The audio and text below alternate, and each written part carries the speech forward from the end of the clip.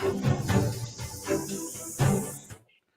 ਸ਼੍ਰੀ ਅਕਾਲ। ਤੁਸੀਂ ਜੁੜੇ ਹੋਏ ਹੋ ਪੰਜਾਬੀ ਰੇਡੀਓ USA ਦੇ ਨਾਲ ਤੇ ਮੈਂ ਹਾਂ ਪ੍ਰਵੀਨ ਸ਼ਰਮਾ ਲੈ ਕੇ ਹਾਜ਼ਰ ਹਾਂ ਪ੍ਰੋਗਰਾਮ ਖਬਰ ਤੇ ਨਜ਼ਰ। ਖਬਰ ਤੇ ਨਜ਼ਰ ਪ੍ਰੋਗਰਾਮ ਦੇ ਵਿੱਚ ਖਬਰਾਂ ਤੇ ਚਰਚਾ ਕਰਨ ਦੇ ਲਈ ਮੇਰੇ ਨਾਲ ਜੁੜ ਚੁੱਕੇ ਨੇ ਪੰਜਾਬ ਤੋਂ ਪੱਤਰਕਾਰ ਦੀਪਕ ਸ਼ਰਮਾ ਚਨਾਰਥਲ ਜੀ।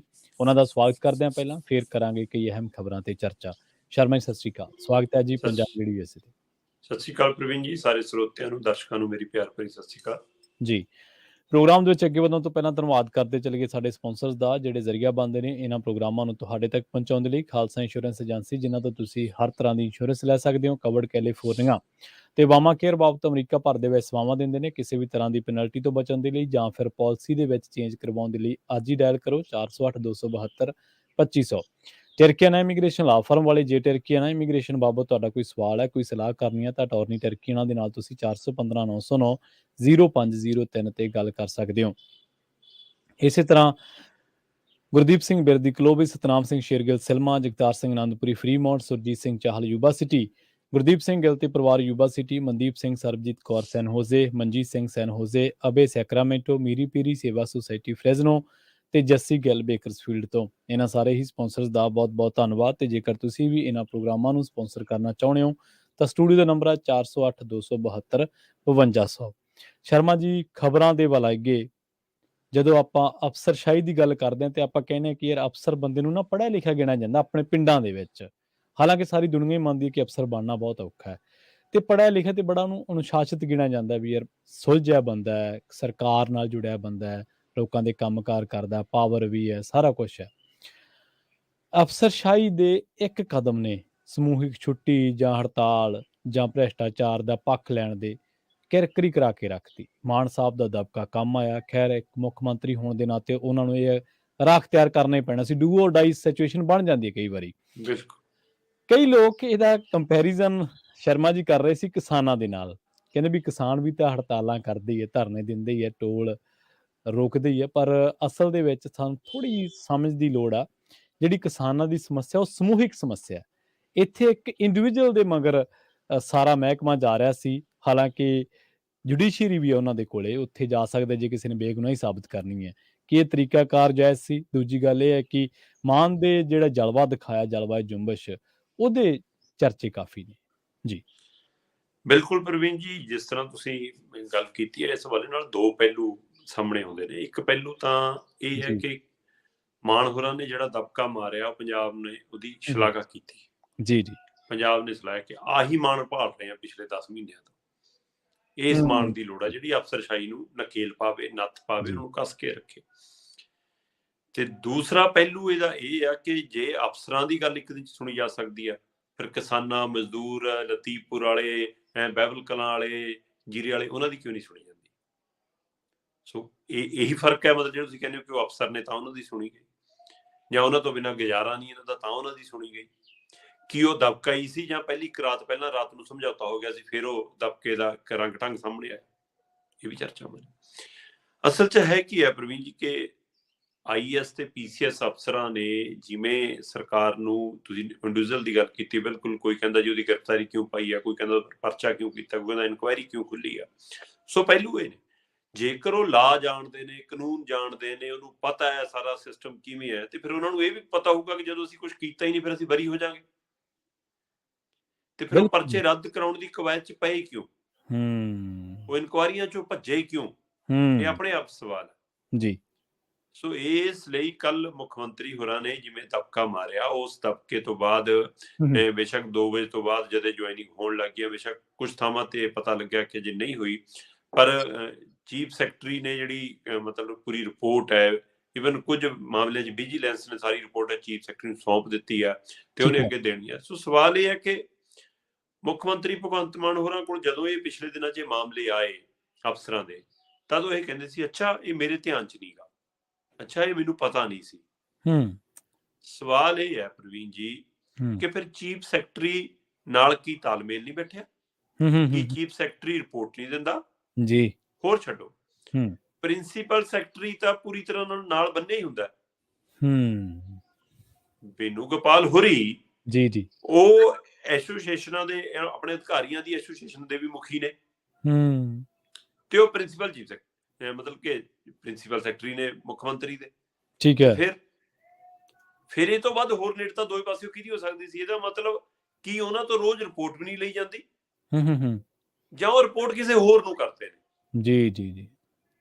ਸੋ ਇਸ ਤੋਂ ਮਤਲਬ ਕਿ ਸਮਝਣ ਦੀ ਲੋੜ ਸੀ। ਪਰ ਕੱਲ ਪੰਜਾਬ ਦੇ ਲੋਕਾਂ ਨੂੰ ਲੱਗਿਆ ਕਿ ਜਿਹੜਾ ਰੰਗ, ਤੁਸੀਂ ਤੁਹਾਡੇ ਧਿਆਨ 'ਚ ਹੋਣਾ ਚਰਨਜੀਤ ਚੰਨੀ, ਹਾਂਜੀ, ਚੰਨੀ ਦੇ ਜਿੰਨੇ ਮੀਮ ਬਣੇ, ਹਾਸੇ ਠੱਠੇ ਚੱਲੇ, ਮਜ਼ਾਕ ਉੜਿਆ, ਸਾਰਾ ਕੁਝ ਇੱਕ ਪਾਸੇ। ਹਾਂਜੀ। ਪਰ ਜਦੋਂ ਪ੍ਰਧਾਨ ਮੰਤਰੀ ਦੀ ਫੇਰੀ ਤੋਂ ਬਾਅਦ ਉਹਨੇ ਸਟੈਂਡ ਲਿਆ ਸੀ ਕਿ ਮੈਂ ਕਿਸਾਨਾਂ ਤੇ ਕਾਰਵਾਈ ਨਹੀਂ ਕਰਨੀ, ਠੀਕ ਹੈ ਨਾ, ਕੋਈ ਉਹਨਾਂ ਨੇ ਗਲਤ ਨਹੀਂ ਕੀਤਾ, ਤੇ ਉਹ ਸਟੈਂਡ ਪੰਜਾਬ ਨੇ ਪਸੰਦ ਕੀਤਾ। ਬਿਲਕੁਲ, ਅੱਜ ਵੀ ਸ਼ਲਾਘਾ ਕਰਦੇ ਆ ਲੋਕ।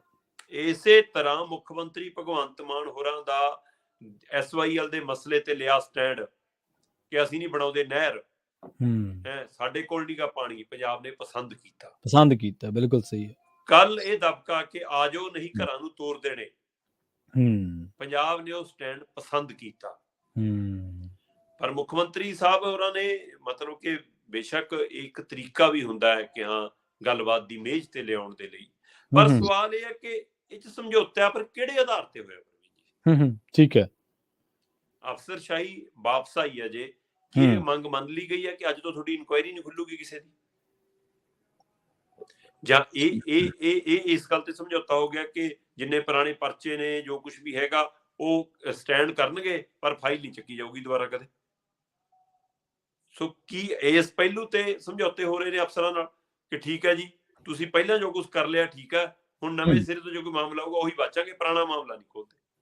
ਇੱਕ ਸਾਇਲੈਂਟ ਜਾਂ ਕੰਪਰੋਮਾਈਜ਼। ਹਾਂ, ਕਿਉਂਕਿ ਅਫਸਰਸ਼ਾਹੀ ਬਿਨਾਂ ਕਿਸੇ ਗਰੰਟੀ ਤੋਂ ਤਾਂ ਗਈ ਨਹੀਂ। ਉਹ ਧਮਕੀ ਤਾਂ ਲੋਕਾਂ ਨੂੰ ਦਿਖਾਉਣ ਲਈ ਸੀ, ਅਫਸਰਾਂ ਨੂੰ ਧਮਕੀ ਨਹੀਂ ਸੀ ਉਹ ਜੀ। ਜੇ ਅਫਸਰਾਂ ਨੂੰ ਦਿਖਾਉਣ ਵਾਲੀ ਧਮਕੀ ਹੁੰਦੀ ਤਾਂ ਫਿਰ ਉਸ ਸਮੇਂ ਵੀ ਇੱਕੋ ਚਿੱਠੀ ਹੁੰਦੀ, ਗਵਰਨਰ ਨੂੰ ਚਿੱਠੀ ਅੰਗਰੇਜ਼ੀ 'ਚ, ਲੋਕਾਂ ਨੂੰ ਦਿਖਾਉਣ ਵਾਲੀ ਚਿੱਠੀ ਪੰਜਾਬੀ 'ਚ, ਤੇ ਗਵਰਨਰ ਨੂੰ ਚਿੱਠੀ ਬੇਨਤੀਆਂ ਵਾਲੀ, ਲੋਕਾਂ ਨੂੰ ਦਿਖਾਉਣ ਵਾਲੀ ਚਿੱਠੀ ਅਪੀਲ ਦੀ ਥਾਂ ਤੇ, ਮਤਲਬ ਐ ਕਿ ਜਿਵੇਂ ਮੈਂ ਲਲਕਾਰਾ ਮਾਰਦਾ ਰਾਜਪਾਲ ਨੂੰ ਵੀ। ਹਾਂਜੀ। ਤੇ ਉਹ ਸੰਵਿਧਾਨਕ ਤੌਰ ਤੇ ਨਿਯਮਾਵਲੀ ਦੇ ਵੀ ਉਲਟ ਸੀ ਕਿ ਤੁਸੀਂ ਜਿਹੜੀ ਚਿੱਠੀ ਲਿਖ ਰਹੇ ਉਹੀ ਮੀਡੀਆ 'ਚ ਜਾਰੀ ਕਰਨੀ ਹੁੰਦੀ ਹੈ। ਹਾਂਜੀ। ਤੇ ਮੁੱਖ ਮੰਤਰੀ ਤੋਂ ਦੋ ਥਾਂ ਚਿੱਠੀਆਂ ਦੇ ਸਾਈਨ ਕਰਾਏ ਗਏ, ਇੱਕ ਜਿਹੜੀ ਜਾਣੀਓ ਨਹੀਂ ਸੀ ਗਵਰਨਰ ਨੂੰ, ਫਿਰ ਉਹ ਚਿੱਠੀ ਦੇ ਸਾਈਨ ਕਿਵੇਂ ਹੋ ਗਏ? ਜੀ। ਸੋ ਉਸੇ ਆਧਾਰ ਤੇ ਸਮਝਣ ਦੀ ਲੋੜ ਹੈ ਕਿ ਕੀ ਇਹ ਲੋਕਾਂ ਨੂੰ ਦਿਖਾਉਣ ਲਈ ਸੀ ਦਬਕਾ, ਕਿਉਂਕਿ ਇਸੇ ਅਫਸਰਸ਼ਾਹੀ ਚੋਂ, ਇਸੇ ਸਰਕਾਰ ਚੋਂ ਇਹ ਤੱਥ ਸਾਹਮਣੇ ਆਏ ਨੇ ਕਿ ਇੱਕ ਦਿਨ ਪਹਿਲਾਂ ਹੀ ਅਫਸਰਾਂ ਨੇ ਸੁਨੇਹਾ ਦਿੱਤਾ ਸੀ ਕਿ ਅਸੀਂ ਪਰਤਣ ਲਈ ਤਿਆਰ ਹਾਂ ਜੀ, ਸਾਡੀਆਂ ਮੰਗਾਂ ਨੇ। ਉਹਨਾਂ ਮੰਗਾਂ ਤੋਂ ਚੀਫ ਸੈਕਟਰੀ ਨੇ ਔਰ ਪ੍ਰਿੰਸੀਪਲ ਸੈਕਟਰੀ ਨੇ ਮੁੱਖ ਮੰਤਰੀ ਧਿਆਨ 'ਚ ਲਿਆ ਕੇ ਉਹਨਾਂ 'ਚੋਂ 3 'ਚੋਂ 2 ਮੰਗਾਂ ਤੇ ਹਾਮੀ ਕਰਾ ਲਈ ਸੀ। ਠੀਕ ਹੈ। ਤੇ ਉਹ ਤੋਂ ਬਾਅਦ ਹੀ ਇਹ ਕਵਾਇਦ ਤੁਰੀ ਹੈ, ਤੇ ਇਸ ਲਈ ਇਹ ਲੱਗਦਾ ਕਿ ਉਹ ਦਬਕਾ ਜਾਇਜ਼ ਹੈ। ਇਹੋ ਜਿਹਾ ਦਬਕਾ ਹੋਣਾ ਚਾਹੀਦਾ, ਮੁੱਖ ਮੰਤਰੀ ਦੀ ਗੁਰਕੀ ਇਹੀ ਜਿਹੀ ਹੋਣੀ ਚਾਹੀਦੀ ਹੈ ਕਿ ਕੁਰਕੀ ਮਾਰੇ ਤੇ ਅਫਸਰ ਕੰਬਣ। ਪਰ ਸਵਾਲ ਇਹ ਹੈ ਕਿ ਜਿਹੜਾ ਪੰਜਾਬ ਇਹ ਚਾਹੁੰਦਾ ਹੈ ਕਿ ਜਿੰਨੇ ਭ੍ਰਸ਼ਟਾਚਾਰ ਅਫਸਰ ਨੇ ਉਹਨਾਂ ਤੇ ਕਾਰਵਾਈ ਹੋਵੇ, ਜਿਹੜੇ ਕੰਮ ਕਰਨ ਵਾਲੇ ਅਫਸਰ ਨੇ ਉਹਨਾਂ ਨੂੰ ਸ਼ਾਬਾਸ਼ੀ ਵੀ ਮਿਲੇ। ਜੀ। ਤੇ ਪਰ ਇੱਥੇ ਹੁਣ ਜਿੰਨੇ ਧਰਨੇ ਤੇ ਬੈਠੇ, ਜਿੰਨੇ ਛੁੱਟੀ ਤੇ ਗਏ, ਜਿੰਨੀਆਂ ਧਿਰਾਂ ਨਾਲ ਗਈਆਂ, ਮਾਲ ਵਿਭਾਗ, ਟਰਾਂਸਪੋਰਟ ਵਾਲੇ, ਆਬਕਾਰੀ ਵਾਲੇ, ਇਹ ਸਾਰੇ, ਸੋ ਇਹਨਾਂ ਚੋਂ ਕਿੰਨੇ ਕੁ ਦੁੱਧ ਦੇ ਧੋਤੇ ਨੇ ਜੀ, ਸਾਰਿਆਂ ਨੂੰ ਪਤਾ ਜੀ। ਆਪਣੇ ਪਿੰਡਾਂ ਵਾਲੇ ਜਦੋਂ ਇੰਤਕਾਲ ਵੀ ਜਾਂਦੇ ਨੇ ਕਰਾਉਣ ਤਾਂ ਕਿਵੇਂ ਹੁੰਦੇ ਨੇ ਇੰਤਕਾਲ? ਉਹ ਤੁਸੀਂ ਸਰਕਾਰੀ ਫੀਸ ਲੈ ਲਈ, ਕਟਾ ਲਈ, ਸਾਰਾ ਕੁਝ ਉਹਦੇ ਵਿੱਚ 15 ਦਿਨ ਦਾ ਨਿਯਮ ਆ ਕਿ 15 ਦਿਨ 'ਚ ਇੰਤਕਾਲ ਚੜ੍ਹਨਾ, ਤਾਂ ਵੀ ਜਦੋਂ ਤੱਕ ਪਟਵਾਰੀ ਨੂੰ ਮੱਥਾ ਨਹੀਂ ਟੇਕ ਕੇ ਆਉਂਦੇ ਤੁਹਾਡਾ ਇੰਤਕਾਲ ਨਹੀਂ ਚੜ੍ਹਦਾ ਜੀ। ਤੁਹਾਡੀਆਂ ਫੋਟੋਆਂ ਹੋ ਜਾਂਦੀਆਂ, ਤੁਹਾਡੇ ਦਸਤਾਵੇਜ਼ ਤਿਆਰ ਹੋ ਜਾਂਦੇ, ਤੁਸੀਂ ਸਰਕਾਰੀ ਫੀਸਾਂ ਭਰ ਦਿੰਦੇ, ਕਲਰਕ ਰਜਿਸਟਰ ਤੇ ਨੰਬਰ ਪਾਉਣ ਦਾ, ਪਰ ਤੁਹਾਡੀ ਰਜਿਸਟਰੀ ਅੰਦਰੋਂ ਬਾਹਰ ਨਹੀਂ ਆਉਂਦੀ ਦਸਤਖਤ ਹੋ ਕੇ, ਜਦੋਂ ਤੱਕ ਅੰਦਰ ਇੱਕ ਮੈਸੇਜ ਨਹੀਂ ਜਾਂਦਾ ਕਿ ਹਾਂ ਜੀ ਹੋ ਗਿਆ ਜੀ। ਬਿਲਕੁਲ। ਫਿਰ ਸੋ ਇਸ ਲਈ ਇਹਨੂੰ ਰੋਕਣ ਦੀ ਪਹਿਲ ਕਦਮੀ ਕਿਵੇਂ ਹੋਏਗੀ? ਲੋਕਾਂ ਦਾ ਛੁਟਕਾਰਾ ਨਹੀਂ ਹੋਇਆ ਪ੍ਰਵੀਨ ਜੀ। ਹਾਂਜੀ ਜੀ। ਲੋਕਾਂ ਦੇ ਮਸਲੇ ਨਹੀਂ ਨਿਬੜੇ।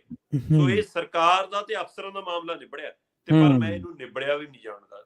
ਅੱਛਾ। ਮੈਨੂੰ ਲੱਗਦਾ ਕਿ ਮਾਨ ਸਰਕਾਰ ਲਈ, ਉਹਨਾਂ ਦੇ ਮੰਤਰੀਆਂ ਲਈ ਇੱਕ ਨਵੀਂ ਚੁਣੌਤੀ ਵੀ ਖੜੀ ਹੋ ਗਈ ਹੈ। ਸੋ ਹੁਣ ਉਹ ਜਿਹੜੀ ਕੜੱਤਣ ਹੈ, ਆਪਾਂ ਪਹਿਲੇ ਦਿਨ ਤੋਂ ਗੱਲ ਕਰਦੇ ਆ ਰਹੇ ਹਾਂ ਕਿ ਸਰਕਾਰ ਦਾ ਔਰ ਪ੍ਰਸ਼ਾਸਨ ਦਾ ਤਾਲਮੇਲ ਨਹੀਂ ਬੈਠ ਰਿਹਾ, ਇਹਨਾਂ ਦੇ ਆਪਸ ਦੇ ਵਿੱਚ ਇੱਕ ਸੁਰਤਾ ਨਹੀਂ ਆ ਰਹੀ। ਸੋ ਜੇਕਰ ਇੱਕ ਸੁਰਤਾ ਨਹੀਂ ਹੈਗੀ, ਹੁਣ ਤਾਂ ਤੋੜ ਵਿਛੋੜੇ ਤੱਕ ਵਾਲੀ ਸਥਿਤੀ ਆ ਗਈ ਸੀ। ਉਹ ਤੋਂ ਬਾਅਦ ਦੁਬਾਰਾ ਇਕੱਠਿਆਂ ਕੰਮ ਕਰਨਾ ਬਹੁਤ ਔਖਾ ਹੋਊਗਾ। ਇਹ ਰੋਜ਼ ਨਿਤ ਦਿਨ ਕੋਈ ਕਲੇਸ਼ ਪਿਆ ਰਹੂਗਾ, ਜਾਂ ਇਹ ਹੁਣ ਅਗਲੇ ਕਹਿਣਗੇ ਅਸੀਂ ਤੁਹਾਨੂੰ ਕੋਈ ਦੱਸਣਾ ਨਹੀਂਗਾ, ਜਿਵੇਂ ਮਰਜ਼ੀ ਕਰੋ, ਉਹ ਕਹਿਣਗੇ ਇਹ ਮਤਲਬ ਕਿ ਅਸੀਂ ਤੁਹਾਨੂੰ ਸਹੀ ਰਿਪੋਰਟ ਵੀ ਨਹੀਂ ਦੇਣੀ। ਸੋ ਇਹਦੇ ਨਾਲ ਦਿੱਕਤਾਂ ਆਉਣਗੀਆਂ, ਸਰਕਾਰ ਲਈ ਵੀ ਮੁਸ਼ਕਲਾਂ ਵਧਣਗੀਆਂ ਤੇ ਹੂੰ ਅਫਸਰਸ਼ਾਹੀ ਨੂੰ ਹੁਣ ਇਹਨਾਂ ਚੋਂ ਚੁਣ ਲਏ ਗਏ ਹੋਣਗੇ ਹੂੰ ਰਾਜਨੀਤਿਕ ਤੌਰ ਦੇ ਉੱਤੇ ਵੀ ਕਿ ਆਹ ਬੰਦੇ ਜ਼ਿਆਦਾ ਰੌਲਾ ਪਾਉਂਦੇ ਨੇ, ਜਾਂ ਇਹ ਉਹਦੀ ਸ਼ਹਿ ਤੇ ਅਕਾਲੀਆਂ ਦੀ ਸ਼ਹਿ ਤੇ ਬੋਲਦਾ, ਇਹ ਕਾਂਗਰਸ ਦੀ ਸ਼ਹਿ ਤੇ ਬੋਲਦਾ, ਇਹ ਬੀਜੇਪੀ ਦੇ ਸ਼ਹਿ ਤੇ ਬੋਲਦਾ, ਇਹਨਾਂ ਨੂੰ ਕਰੋ ਖੁੱਡੇ ਲੈਣ। ਸੋ ਇਹਨਾਂ ਚੋਂ ਹੁਣ ਖੁੱਡੇ ਲੈਂਦੀਆਂ ਆਉਂਦੇ ਦਿਨਾਂ 'ਚ ਕੁਝ ਵੱਡੇ ਪੱਧਰ ਤੁਹਾਨੂੰ ਤਬਾਦਲੇ ਬਦਲੀਆਂ ਜਾਂ ਇੱਕ ਕਰਕੇ ਦੋ ਕਰਕੇ ਇੱਧਰ ਉੱਧਰ ਤੋਰਨ ਦੀ ਕਵਾਇਦ ਕਾਫੀ ਕੁਝ ਨਜ਼ਰ ਵੀ ਆ ਸਕਦਾ। ਜੀ ਜੀ ਜੀ ਦੇਖੋ ਆਪਾਂ ਪਹਿਲਾਂ ਚਰਚਾ ਕਰਦੇ ਰਹੇ ਹਾਂ ਸ਼ਰਮਾ ਜੀ ਕਿ ਇਹ ਜਿਹੜੀ ਗਵਰਨੈਂਸ ਹੁੰਦੀ ਹੈ ਇਹ ਸਾਰਿਆਂ ਦੇ ਤਾਲਮੇਲ ਨਾਲ ਚੱਲਦੀ ਹੈ। ਜਿਹੜਾ ਤੁਸੀਂ ਮੰਤਰੀਆਂ ਦਾ ਜ਼ਿਕਰ ਕੀਤਾ ਹੈ, ਤਾਲਮੇਲ ਪਹਿਲਾਂ ਹੀ ਘੱਟ ਬੈਠ ਰਿਹਾ ਹੈ। ਗੱਲ ਵੱਖਰੀ ਹੈ ਕਿ ਸਰਕਾਰ ਇਹਨੂੰ ਭ੍ਰਿਸ਼ਟਾਚਾਰ ਵਿਰੋਧੀ ਲਹਿਰ ਕਰਾਰ ਦਿੰਦੀ ਹੈ। ਸਰਕਾਰ ਪ੍ਰਚਾਰ ਦੇ ਮਾਮਲੇ 'ਚ ਸਰਕਾਰ ਦਾ ਹੱਥ ਹਮੇਸ਼ਾ ਉੱਪਰ ਹੀ ਹੁੰਦਾ ਸ਼ਰਮਾ ਜੀ, ਸਾਨੂੰ ਮੰਨਣਾ ਪਊਗਾ। ਅਗਲੀ ਖਬਰ ਦੇ ਵੱਲ ਵਧੀਏ ਸ਼ਰਮਾ ਜੀ, ਆਪਾਂ ਨਾ ਜਦੋਂ CCL ਜਾਰੀ ਨਹੀਂ ਹੁੰਦੀ ਕਿਸੇ ਵੀ ਫਸਲ ਦੇ ਵੇਲੇ, ਜਦੋਂ ਖਰੀਦਦਾਰੀ ਕਰਨੀ ਹੁੰਦੀ ਹੈ, ਅਦਾਇਗੀਆਂ ਕਰਨੀਆਂ ਹੁੰਦੀਆਂ, ਤੇ ਆਪਾਂ ਕੇਂਦਰ ਸਰਕਾਰ ਦੀ ਆਲੋਚਨਾ ਕਰਦੇ ਹਾਂ। ਪਰ ਬਹੁਤ ਘੱਟ ਲੋਕ ਸ਼ਾਇਦ ਇਹ ਜਾਣਦੇ ਹੋਣਗੇ ਕਿ ਜਿਹੜਾ ਪੰਜਾਬ ਸਿਰ 33,000 ਕਰੋੜ ਰੁਪਏ ਦੇ ਜਿਹੜਾ ਘੁਟਾਲਾ ਹੋਇਆ ਸੀ, ਉਹਨੂੰ ਬਾਅਦ ਦੇ ਵਿੱਚ ਕਰਜ਼ੇ ਦੇ ਵਿੱਚ ਤਬਦੀਲ ਕੀਤਾ। ਪਾਸਵਾਨ ਸਾਹਿਬ ਉਦੋਂ ਕੇਂਦਰੀ ਖੁਰਾਕ ਮਹਿਕਮੇ ਦੇ ਨਾਲ ਜੁੜੇ ਹੁੰਦੇ ਸੀ, ਉਹਦੇ ਮੰਤਰੀ ਹੁੰਦੇ ਸੀ ਤੇ ਅਕਾਲੀ ਦਲ ਦੀ ਸਰਕਾਰ ਸੀ ਉਦੋਂ। 2016 ਲਾਸਟ ਦੀ ਗੱਲ ਆ ਜਾਂ ਸ਼ਾਇਦ 17 ਚੜ੍ਹਦੇ ਦੀ ਗੱਲ ਆ। ਹੁਣ FCI ਨੇ ਛਾਪੇਮਾਰੀ ਕੀਤੀ ਸ਼ਰਮਾ ਜੀ, FCI ਤੇ ਛਾਪੇਮਾਰੀ ਹੋਈ ਹੈ, ਪਰ ਜਿਹੜੀ ਗੱਲ ਨਿਕਲ ਕੇ ਆਈ ਹੈ ਉਹਦੇ 'ਚ ਇਹ ਨਿਕਲ ਕੇ ਆਈ ਹੈ ਕਿ ਜਿਹੜੇ ਟਰੱਕ ਤੋਂ ਲੈ ਕੇ ਇੱਕ ਥੈਲੀ ਤੱਕ ਦੇ ਵਿੱਚ ਵੀ ਹੁੰਦਾ ਚੌਲ ਘੁਟਾਲਾ। ਕੀ ਇਹ ਸੱਚ ਹੈ? ਬਿਲਕੁਲ ਪ੍ਰਵੀਨ ਜੀ, ਕੱਲ FCI ਘੁਟਾਲੇ ਨੂੰ ਲੈ ਕੇ CBI ਛਾਪੇ ਵੱਜੇ ਨੇ ਪੰਜਾਬ 'ਚ, ਹਰਿਆਣਾ 'ਚ 50 ਜੀ ਤੋਂ ਵੱਧ ਥਾਵਾਂ ਤੇ ਛਾਪੇਮਾਰੀ ਹੁੰਦੀ ਆ। ਹੂੰ ਹੂੰ 80 ਲੱਖ ਤੋਂ ਵੱਧ ਪੈਸਾ ਬਰਾਮਦ ਹੋਣ ਦੀ ਗੱਲ ਆਉਂਦੀ ਆ। 74 ਦੇ ਕਰੀਬ ਕੇਸ ਦਰਜ ਹੁੰਦੇ ਨੇ। ਕੱਪੜੇ ਧੋਣ ਵਾਲੀ ਮਸ਼ੀਨਾਂ 'ਚੋਂ 10-10 ਲੱਖ ਰੁਪਈਆ ਬਰਾਮਦ ਹੋਣ ਦਾ ਦਾਅਵਾ ਕੀਤਾ ਗਿਆ ਕਿ ਹਾਂਜੀ ਪੈਸੇ ਮਿਲੇ ਨੇ ਜੀ, ਹੈ ਨਾ। ਹੂੰ ਤੇ ਕਾਰੋਬਾਰੀ ਤੇ FCI ਦੇ ਅਧਿਕਾਰੀ ਮਿਲ ਕੇ ਕਹਿੰਦੇ ਕਿ ਸਾਰੇ ਘੁਟਾਲਿਆਂ 'ਚ ਸ਼ਾਮਲ ਹੁੰਦੇ ਨੇ ਕਿ ਹੂੰ ਹਾਂ ਕਿਵੇਂ ਵਧੀਆ ਚੌਲ ਦੀ ਕੁਆਲਿਟੀ 'ਚ ਵੀ ਨਕਲੀ ਚੌਲ ਜਾਂ ਘਟੀਆ ਚੌਲ ਅੰਦਰ ਲੰਘਾਉਣਾ ਹੈ, ਉਹਦੇ ਟਰੱਕ ਪਾਸ ਕਰਾਉਣੇ ਤੇ ਉਹਦੇ ਲਈ ਪੈਸੇ ਲੱਗਦੇ। ਹੂੰ ਪੰਜਾਬ ਦੀਆਂ ਕਿਸਾਨ ਜਥੇਬੰਦੀਆਂ, ਪੰਜਾਬ ਦੇ ਆਮ ਕਿਸਾਨ ਮਜ਼ਦੂਰ ਲੋਕ ਇੱਕ ਲੜਾਈ ਲੜ ਕੇ ਆਏ ਕਿ ਜੀ ਆਹ 3 ਖੇਤੀ ਕਾਨੂੰਨ ਵਾਪਸ ਕਰਾਉਣੇ ਨੇ। ਜੀ ਉਹਨਾਂ ਦੇ ਵਿੱਚ ਇੱਕ ਮੰਡੀਆਂ ਵਾਲਾ ਮਾਮਲਾ ਵੀ ਸੀ। ਠੀਕ ਹੈ। ਤੇ ਜੇਕਰ ਮੰਡੀਆਂ ਵਾਲਾ ਮਾਮਲਾ ਹੈ ਤਾਂ ਹੁਣ FCI ਨੇ ਆਪਣੀਆਂ ਥਾਵਾਂ, ਆਪਣੇ ਗੋਦਾਮ ਸਿੱਲੋਆਂ ਨੂੰ ਦੇਤੇ। ਹੂੰ ਅਵਾਨੀ ਅਡਾਨੀਆਂ ਦੇ ਹਵਾਲੇ ਹੋ ਗਏ। ਪੰਜਾਬ 'ਚ ਇੱਕ ਚੱਲਿਆ ਖੂਬ ਆਉਂਦੀ, ਜਦੋਂ ਉੱਥੇ ਕਣਕ ਸਿੱਟਣ ਜਾਂਦੇ ਤਾਂ ਖੂਬ ਮੁੱਦਾ ਵੀ ਬਣਿਆ, ਹੈ ਨਾ, ਹਾਂਜੀ ਕਿ ਤੁਸੀਂ ਇੱਥੇ ਇਹਨਾਂ ਦੀ ਕਿਉਂ ਆ ਗਏ। ਸੋ ਹੁਣ ਉੱਥੇ ਪ੍ਰਾਈਵੇਟ ਬੰਦਾ ਆਪਣੇ ਢੰਗ ਨਾਲ ਕੁਆਲਿਟੀ ਚੈੱਕ ਕਰਾਉਂਦਾ, ਪ੍ਰਾਈਵੇਟ ਬੰਦਾ ਆਪਣੇ ਢੰਗ ਨਾਲ ਟਰੱਕ ਲਗਾਉਂਦਾ, ਪ੍ਰਾਈਵੇਟ ਬੰਦਾ ਆਪਣਾ ਮੁੱਲ ਲਾ ਕੇ ਰੇਟ ਦਿੰਦਾ। ਉੱਥੇ ਚੋਰੀ ਦੀ ਗੁੰਜਾਇਸ਼ ਨਹੀਂ, ਕਿਉਂਕਿ ਉੱਥੇ ਪ੍ਰਾਈਵੇਟ ਬੰਦੇ ਦਾ ਆਪਣਾ ਮੁਨਾਫਾ ਖੜਾ ਹੈ। ਠੀਕ ਹੈ। ਉਹਦਾ ਆਪਣਾ ਮੁਨਾਫਾ, ਉਹਦਾ ਆਪਣਾ ਇੱਕ ਪੈਮਾਨਾ ਖੜਾ ਕਿ ਮੈਂ ਤਾਂ ਇਸ ਕੁਆਲਿਟੀ ਦਾ ਮਾਲ ਲੈਣਾ। ਜੇ ਉਹਨੇ ABC ਸਾਰੇ ਗ੍ਰੇਡ ਲੈਣੇ ਤਾਂ ਸਾਰੇ ਗ੍ਰੇਡ ਲਊਗਾ, ਉਹ ਨਹੀਂ ਲੈਣੇ ਨਹੀਂ ਲੈਣੇ। ਪਰ FCI ਇਸੇ ਲਈ ਬਣਾਈ ਗਈ ਸੀ ਕਿ ਕਿਸਾਨਾਂ ਦਾ ਦਾਣਾ ਦਾਣਾ ਸਹੀ ਤਰ੍ਹਾਂ ਸੰਭਾਲਿਆ ਜਾਵੇ ਜੀ, ਸਹੀ ਉਹਦਾ ਮੁੱਲ ਪਵੇ ਹੂੰ ਤੇ ਜਿਹੜੀ ਕੈਟਾਗਰੀ ਹੈ ਉਸ ਕੈਟਾਗਰੀ ਦੇ ਤਹਿਤ ਉਹ ਅੱਗੇ ਜਿੱਥੇ ਵੀ ਪਹੁੰਚਾਉਣਾ ਉੱਥੇ ਪਹੁੰਚੇ। ਤੇ ਜੇ ਵੰਡਣਾ ਸਰਕਾਰ ਨੇ, ਚਾਹੇ ਵੇਚਣਾ ਹੈ, ਚਾਹੇ ਸਰਕਾਰ ਨੇ ਰਾਸ਼ਨਾਂ 'ਚ ਦੇਣਾ ਹੈ, ਜੋ ਵੀ ਦੇਣਾ ਉਹ ਅਗਲੀ ਕਾਰਵਾਈ ਹੈ। ਪਰ ਸਵਾਲ ਇਹ ਸੀਗਾ ਕਿ ਕਿਸਾਨ ਔਰ ਸਰਕਾਰ ਵਿਚਾਲੇ FCI ਉਹ ਕੜੀ ਸੀ ਜਿਹਨੇ ਅਨਾਜ ਸੰਭਾਲਣਾ ਹੁੰਦਾ, ਖਰੀਦਣਾ ਹੁੰਦਾ, ਸਾਰਾ ਕੁਝ ਕਰਨਾ ਹੁੰਦਾ। ਪਰ ਇੱਥੇ ਇਹੀ ਲੋਕ ਦਲਾਲ ਬਣ ਗਏ ਜੀ। ਤੇ ਘਾਣ ਫਿਰ ਚਾਹੇ ਉਹ ਛੋਟੇ ਵਪਾਰੀ ਦਾ ਵੀ ਹੋ ਜਾਂਦਾ ਇਸ ਦੇ ਵਿੱਚ, ਘਾਣ ਉਹਦੇ ਵਿੱਚ ਸ਼ੈਲਰ ਵਾਲਿਆਂ ਦਾ ਵੀ ਹੁੰਦਾ। ਘੱਟ ਸ਼ੈਲਰ ਵਾਲੇ ਵੀ ਨਹੀਂ ਕਰਦੇ ਕਿਉਂਕਿ ਆੜਤੀਆਂ ਨੇ ਸ਼ੈਲਰ ਖੋਲੇ ਨੇ ਜੀ। ਤੇ ਜਦੋਂ ਤੁਸੀਂ ਕਿਸਾਨ ਦੀ ਛਿੱਲ ਲਾਉਂਦੇ ਹੋ, ਘੱਟ ਤੋਲਦੇ ਹੋ, ਹੈ ਨਾ, ਤੇ ਉਹ ਸਾਰਾ ਖੇਡ ਕਰਦੇ ਹੋ, 4 ਦਿਨ ਰੋਲ ਕੇ ਅਗਲਾ ਫਿਰ ਅੱਕ ਕੇ ਕਹਿੰਦਾ ਯਾਰ ਅਸੀਂ ਢੇਰੀ ਨੂੰ ਦੇਖ ਲੈ ਕਿੰਨੇ ਦੀ ਆ। ਹਾਂਜੀ ਹਾਂਜੀ ਠੀਕ ਹੈ ਨਾ। ਉੱਥੇ ਤੁਸੀਂ ਵੀ ਤਾਂ ਉਸੇ ਰਾਹ ਤੇ ਹੋ। ਤੇ ਜਦੋਂ ਤੁਸੀਂ ਗਰੀਬ ਕਿਸਾਨ ਦਾ ਲਹੂ ਚੂਸਦੇ ਹੋ ਤੇ ਫਿਰ ਤੁਹਾਡੇ 'ਚ ਖਾਸਾ ਮੋਟਾ ਲਹੂ ਇਕੱਠਾ ਹੋ ਜਾਂਦਾ, ਫਿਰ ਤੁਹਾਡਾ ਲਹੂ ਅਗਲੇ ਚੂਸਦੇ ਨੇ ਤੇ ਫਿਰ ਤੱਪਦੇ ਨੇ। ਪਰ ਜੀ ਜੇਕਰ ਆਪਾਂ ਮੈਂ ਖਰੀਦੇ ਵਾਲੇ ਪਹਿਲੂ ਤੋਂ ਗੱਲ ਕਰਾਂ, ਜਿਸ FCI ਦੇ ਹਵਾਲੇ ਨਾਲ ਆਪਾਂ ਛਾਪੇਮਾਰੀ ਦੀ ਗੱਲ ਕਰਦੇ ਹਾਂ ਪ੍ਰਵੀਨ ਜੀ, ਸਭ ਤੋਂ ਪਹਿਲਾਂ ਬਾਰਦਾਨਾ ਲੈਣਾ ਹੁੰਦਾ ਇਹਨਾਂ ਨੇ। ਮੰਨ ਲਓ ਸ਼ੈਲਰ ਵਾਲਿਆਂ ਨੇ ਜਿਨ੍ਹਾਂ ਨੇ ਚੌਲ ਦੇਣਾ ਹੈ ਨਾ ਜੀ, ਉਹ ਬਾਰਦਾਨਾ ਲੈਣ ਲਈ ਵੀ ਰਿਸ਼ਵਤ ਲੱਗਦੀ ਹੈ। ਉਹ ਬਿਨਾਂ ਪੈਸਿਆਂ ਤੋਂ ਬਾਰਦਾਨਾ ਨਹੀਂ ਮਿਲਦਾ। ਫਿਰ ਉਹਦਾ ਇੱਕ ਪੈਮਾਨਾ ਹੈ ਕਿ ਜੀ ਇਸ ਨੂੰ ਅਸੀਂ 63 ਗ੍ਰਾਮ ਮੰਨਿਆ ਜਾਊਗਾ ਹਰ ਥੈਲਾ। ਸੋ ਜਦੋਂ ਕੰਡਾ ਤੋਲਿਆ ਜਾਂਦਾ ਹੈ ਤਾਂ ਉਸ ਕੰਡੇ ਦੇ ਵਿੱਚ ਜਿੰਨੀਆਂ ਬੋਰੀਆਂ ਆਉਂਦੀਆਂ ਨੇ FCI ਵੱਲੋਂ ਦਿੱਤੀਆਂ ਗਈਆਂ, ਜਿਹੜਾ ਬਾਰਦਾਨਾ ਆਉਂਦਾ ਹੈ, ਤਾਂ ਉਹ ਜਿੰਨਾ ਟੋਟਲ ਚੌਲ ਆ ਉਹਦੇ ਵਿੱਚ ਜਿੰਨੀਆਂ ਬੋਰੀਆਂ ਨੇ ਉਨੇ 63 ਗ੍ਰਾਮ ਘਟਾ ਲਏ ਜਾਂਦੇ ਨੇ। ਠੀਕ ਹੈ। ਠੀਕ ਹੈ ਜੀ, ਹੁਣ ਇੰਨੀਆਂ ਤਾਂ ਬੋਰੀਆਂ ਦਾ ਵਜਨ ਹੋ ਗਿਆ, ਉਹ ਤੋਂ ਬਾਅਦ ਬਾਕੀ ਚੌਲ ਦਾ ਵਜਨ। ਪਰ ਹੈ ਕਿ ਹਕੀਕਤ ਦੇ ਵਿੱਚ ਉਹ ਬੋਰੀ 50 ਗ੍ਰਾਮ 52 ਗ੍ਰਾਮ 51 ਗ੍ਰਾਮ ਦੀ ਨਿਕਲਦੀ ਹੈ।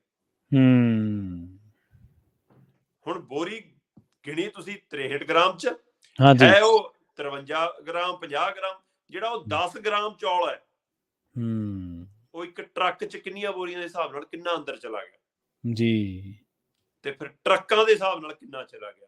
ਤੇ ਉਹ ਚੌਲ ਫਿਰ ਇਹਨਾਂ ਨੇ ਵੇਚਣਾ ਬਾਈ ਜੀ ਪ੍ਰਾਈਵੇਟ ਬਾਜ਼ਾਰਾਂ ਚ। ਹਾਂਜੀ ਹਾਂਜੀ ਬਿਲਕੁਲ ਇਦਾਂ ਹੀ ਆ। ਉਹ ਘਟਾਲਾ ਉਹ ਇਹ ਟਰੱਕ ਦੇ ਹਿਸਾਬ ਨਾਲ ਕੱਢ ਲੈਂਦੇ ਨੇ ਕਿ 2 ਬੋਰੀਆਂ ਇੱਚੋਂ ਨਿਕਲ ਗਈਆਂ, 3 ਇੱਚੋਂ ਨਿਕਲ ਗਈਆਂ, ਸ਼ਾਮ ਤੱਕ ਇੱਕ ਟਰੱਕ ਇਹਨਾਂ ਦਾ ਆਪਣਾ ਤਿਆਰ ਹੋ ਜਾਂਦਾ। ਤੇ ਕੰਡੇ ਵਾਲਾ ਖੇਡ ਸਾਰਿਆਂ ਨੂੰ ਪਤਾ ਹੈ ਕਿ ਕੰਡਾ ਦੇਣ ਲੱਗੇ ਤੁਸੀਂ ਕਵਾੜੀਏ ਕੋਲ ਵੀ ਚੱਲ ਜਾਓ, ਜਦੋਂ ਉਹਨੇ ਮਾਲ ਚਕਾਉਣਾ ਤਾਂ ਹੋਰ ਕੰਡਾ ਹੋਊਗਾ, ਜਦੋਂ ਥੋਤੋਂ ਖਰੀਦਣਾ ਤਾਂ ਹੋਰ ਕੰਡਾ ਹੋਊਗਾ ਜੀ। ਤੇ ਉਹੀ ਕੰਮ ਇੱਥੇ ਹੁੰਦਾ। ਫਿਰ ਇੱਕ ਹੋਰ ਪਹਿਲੂ ਹੈ ਜੀ, ਹੁਣ ਇਹ ਜਿਹੜੇ ਥੈਲਿਆਂ ਚ ਚੌਲ ਪਾਏ ਜਾਂਦੇ ਨੇ ਉਹਦੇ ਵਿੱਚ ਇਸ ਢੰਗ ਨਾਲ ਉਹ ਥੈਲੇ ਹੁੰਦੇ ਨੇ ਕਿ ਭਾਈ ਮੌਇਸਚਰ ਨਾ ਆਵੇ ਨਾ। ਹਾਂਜੀ। ਤੇ ਪਰ ਅੱਗੇ ਕੀ ਹੁੰਦਾ ਸੀ, ਅੱਗੇ ਇੱਕ ਥੈਲੀ ਆਉਂਦੀ ਸੀ ਬਕਾਇਦਾ, ਉਹ ਜੂਟ ਦੀ, ਫਿਰ ਉਹਨੂੰ ਅੰਦਰ ਉੱਪਰ ਕੱਪੜਾ ਚੜਿਆ, ਉਸ ਥੈਲੀ ਦੇ ਵਿੱਚ ਸੈਂਪਲ ਲਿਆ ਜਾਂਦਾ ਚੌਲ ਦਾ ਜੀ, ਉਸ ਨੂੰ ਫਿਰ ਇੱਕ ਹੋਰ ਥੈਲੇ ਚ ਰੱਖਿਆ ਜਾਂਦਾ ਸੀ ਤੇ ਉਹਨੂੰ ਫਿਰ ਸੀਲਬੰਦ ਕੀਤਾ ਜਾਂਦਾ ਸੀ ਤਾਂ ਕਿ ਉਹਦੇ ਵਿੱਚ ਬਾਹਰੋਂ ਮੌਇਸਚਰ ਕੋਈ ਆਵੇ ਨਾ, ਉਸੇ ਲੈਵਲ ਤੇ ਰਹੇ ਜਿਸ ਲੈਵਲ ਤੇ ਚੌਲ ਹੈਗਾ। ਸਹੀ ਹੈ, ਬਿਲਕੁਲ, ਤਾਂ ਕਿ ਉਹਦਾ ਪਤਾ ਲੱਗ ਜਾਵੇ ਕਿ ਕਿੰਨੀ ਨਮੀ ਹੈ। ਅੱਜ ਕੱਲ ਜਿਹੜਾ ਖੇਡ ਹੋ ਰਿਹਾ ਪ੍ਰਵੀਨ ਜੀ, ਉਹ ਖੇਡ ਹੋ ਰਿਹਾ ਕਿ ਪਲਾਸਟਿਕ ਦੀ ਥੈਲੀ ਚ ਚੌਲ ਲੈਂਦੇ ਨੇ ਸੈਂਪਲ ਲਈ। ਠੀਕ ਹੈ। ਤੇ ਪਲਾਸਟਿਕ ਦੀ ਥੈਲੀ ਚ ਜੋ ਮਰਜ਼ੀ ਕਰ ਲਓ, ਅੰਦਰ ਪਹਿਲਾਂ ਤੋਂ ਹੀ ਮੌਇਸਚਰ ਹੁੰਦਾ ਹੈ ਜੀ, ਤੇ ਉਹ ਮੌਇਸਚਰ ਚੌਲਾਂ ਨਾਲ ਮਿਲ ਕੇ ਉਹਦਾ ਘਟਦਾ। ਫਿਰ ਇੱਥੇ ਟਰੱਕ ਲੰਘਾਉਣ ਲਈ, ਟਰੱਕ ਪਾਸ ਕਰਾਉਣ ਲਈ FCI ਦੇ ਮੁਲਾਜ਼ਮ ਅਧਿਕਾਰੀ ਜਿਹੜੀਆਂ ਉਹਨਾਂ ਦੀ ਟੀਮਾਂ ਨੇ, ਉਹ ਸਿਰਫ ਟਰੱਕ ਦੇਖਣ ਦੇ ਵੀ ਪੈਸੇ ਲੈਂਦੇ ਨੇ। ਫਿਰ ਆ ਮੌਇਸਚਰ ਵਾਲੇ ਚ ਵੀ ਲੈ ਵੀ ਤੇਰਾ ਤਾਂ ਇੰਨਾ ਆ ਗਿਆ, ਇਹਦਾ ਨਹੀਂ ਪਾਸ ਹੋਣਾ, ਉਹ ਘਟਾਉਣ ਦੀ ਵੀ ਖੇਡ ਹੈ। ਸੋ ਇਸ ਲਈ ਟਰੱਕ ਤੋਂ ਲੈ ਕੇ ਨਮੂਨਾ ਲੈਣ ਵਾਲੀਆਂ, ਸੈਂਪਲ ਲੈਣ ਵਾਲੀਆਂ ਥੈਲੀਆਂ ਤੱਕ ਇਹ ਚੌਲ ਘਟਾਲਾ ਬਾਈ ਜੀ ਕਿੱਥੇ ਕਿੱਥੇ ਰੋਕੋਗੇ ਜੀ। ਮੰਤਰੀਆਂ ਦਾ ਹਿੱਸਾ ਕੋਟਾ ਹੈ, ਬੜੇ ਅਧਿਕਾਰੀਆਂ ਦਾ ਚੰਡੀਗੜ੍ਹ ਦਿੱਲੀ ਬੈਠਿਆਂ ਦਾ ਹਿੱਸਾ ਪੱਤਾ ਉਹ ਬਾਅਦ ਚੋਂ ਸ਼ੁਰੂ ਹੁੰਦਾ, ਪਹਿਲਾਂ ਤਾਂ ਇੱਥੇ ਹੀ ਕੰਮ ਸ਼ੁਰੂ ਹੋ ਜਾਂਦਾ।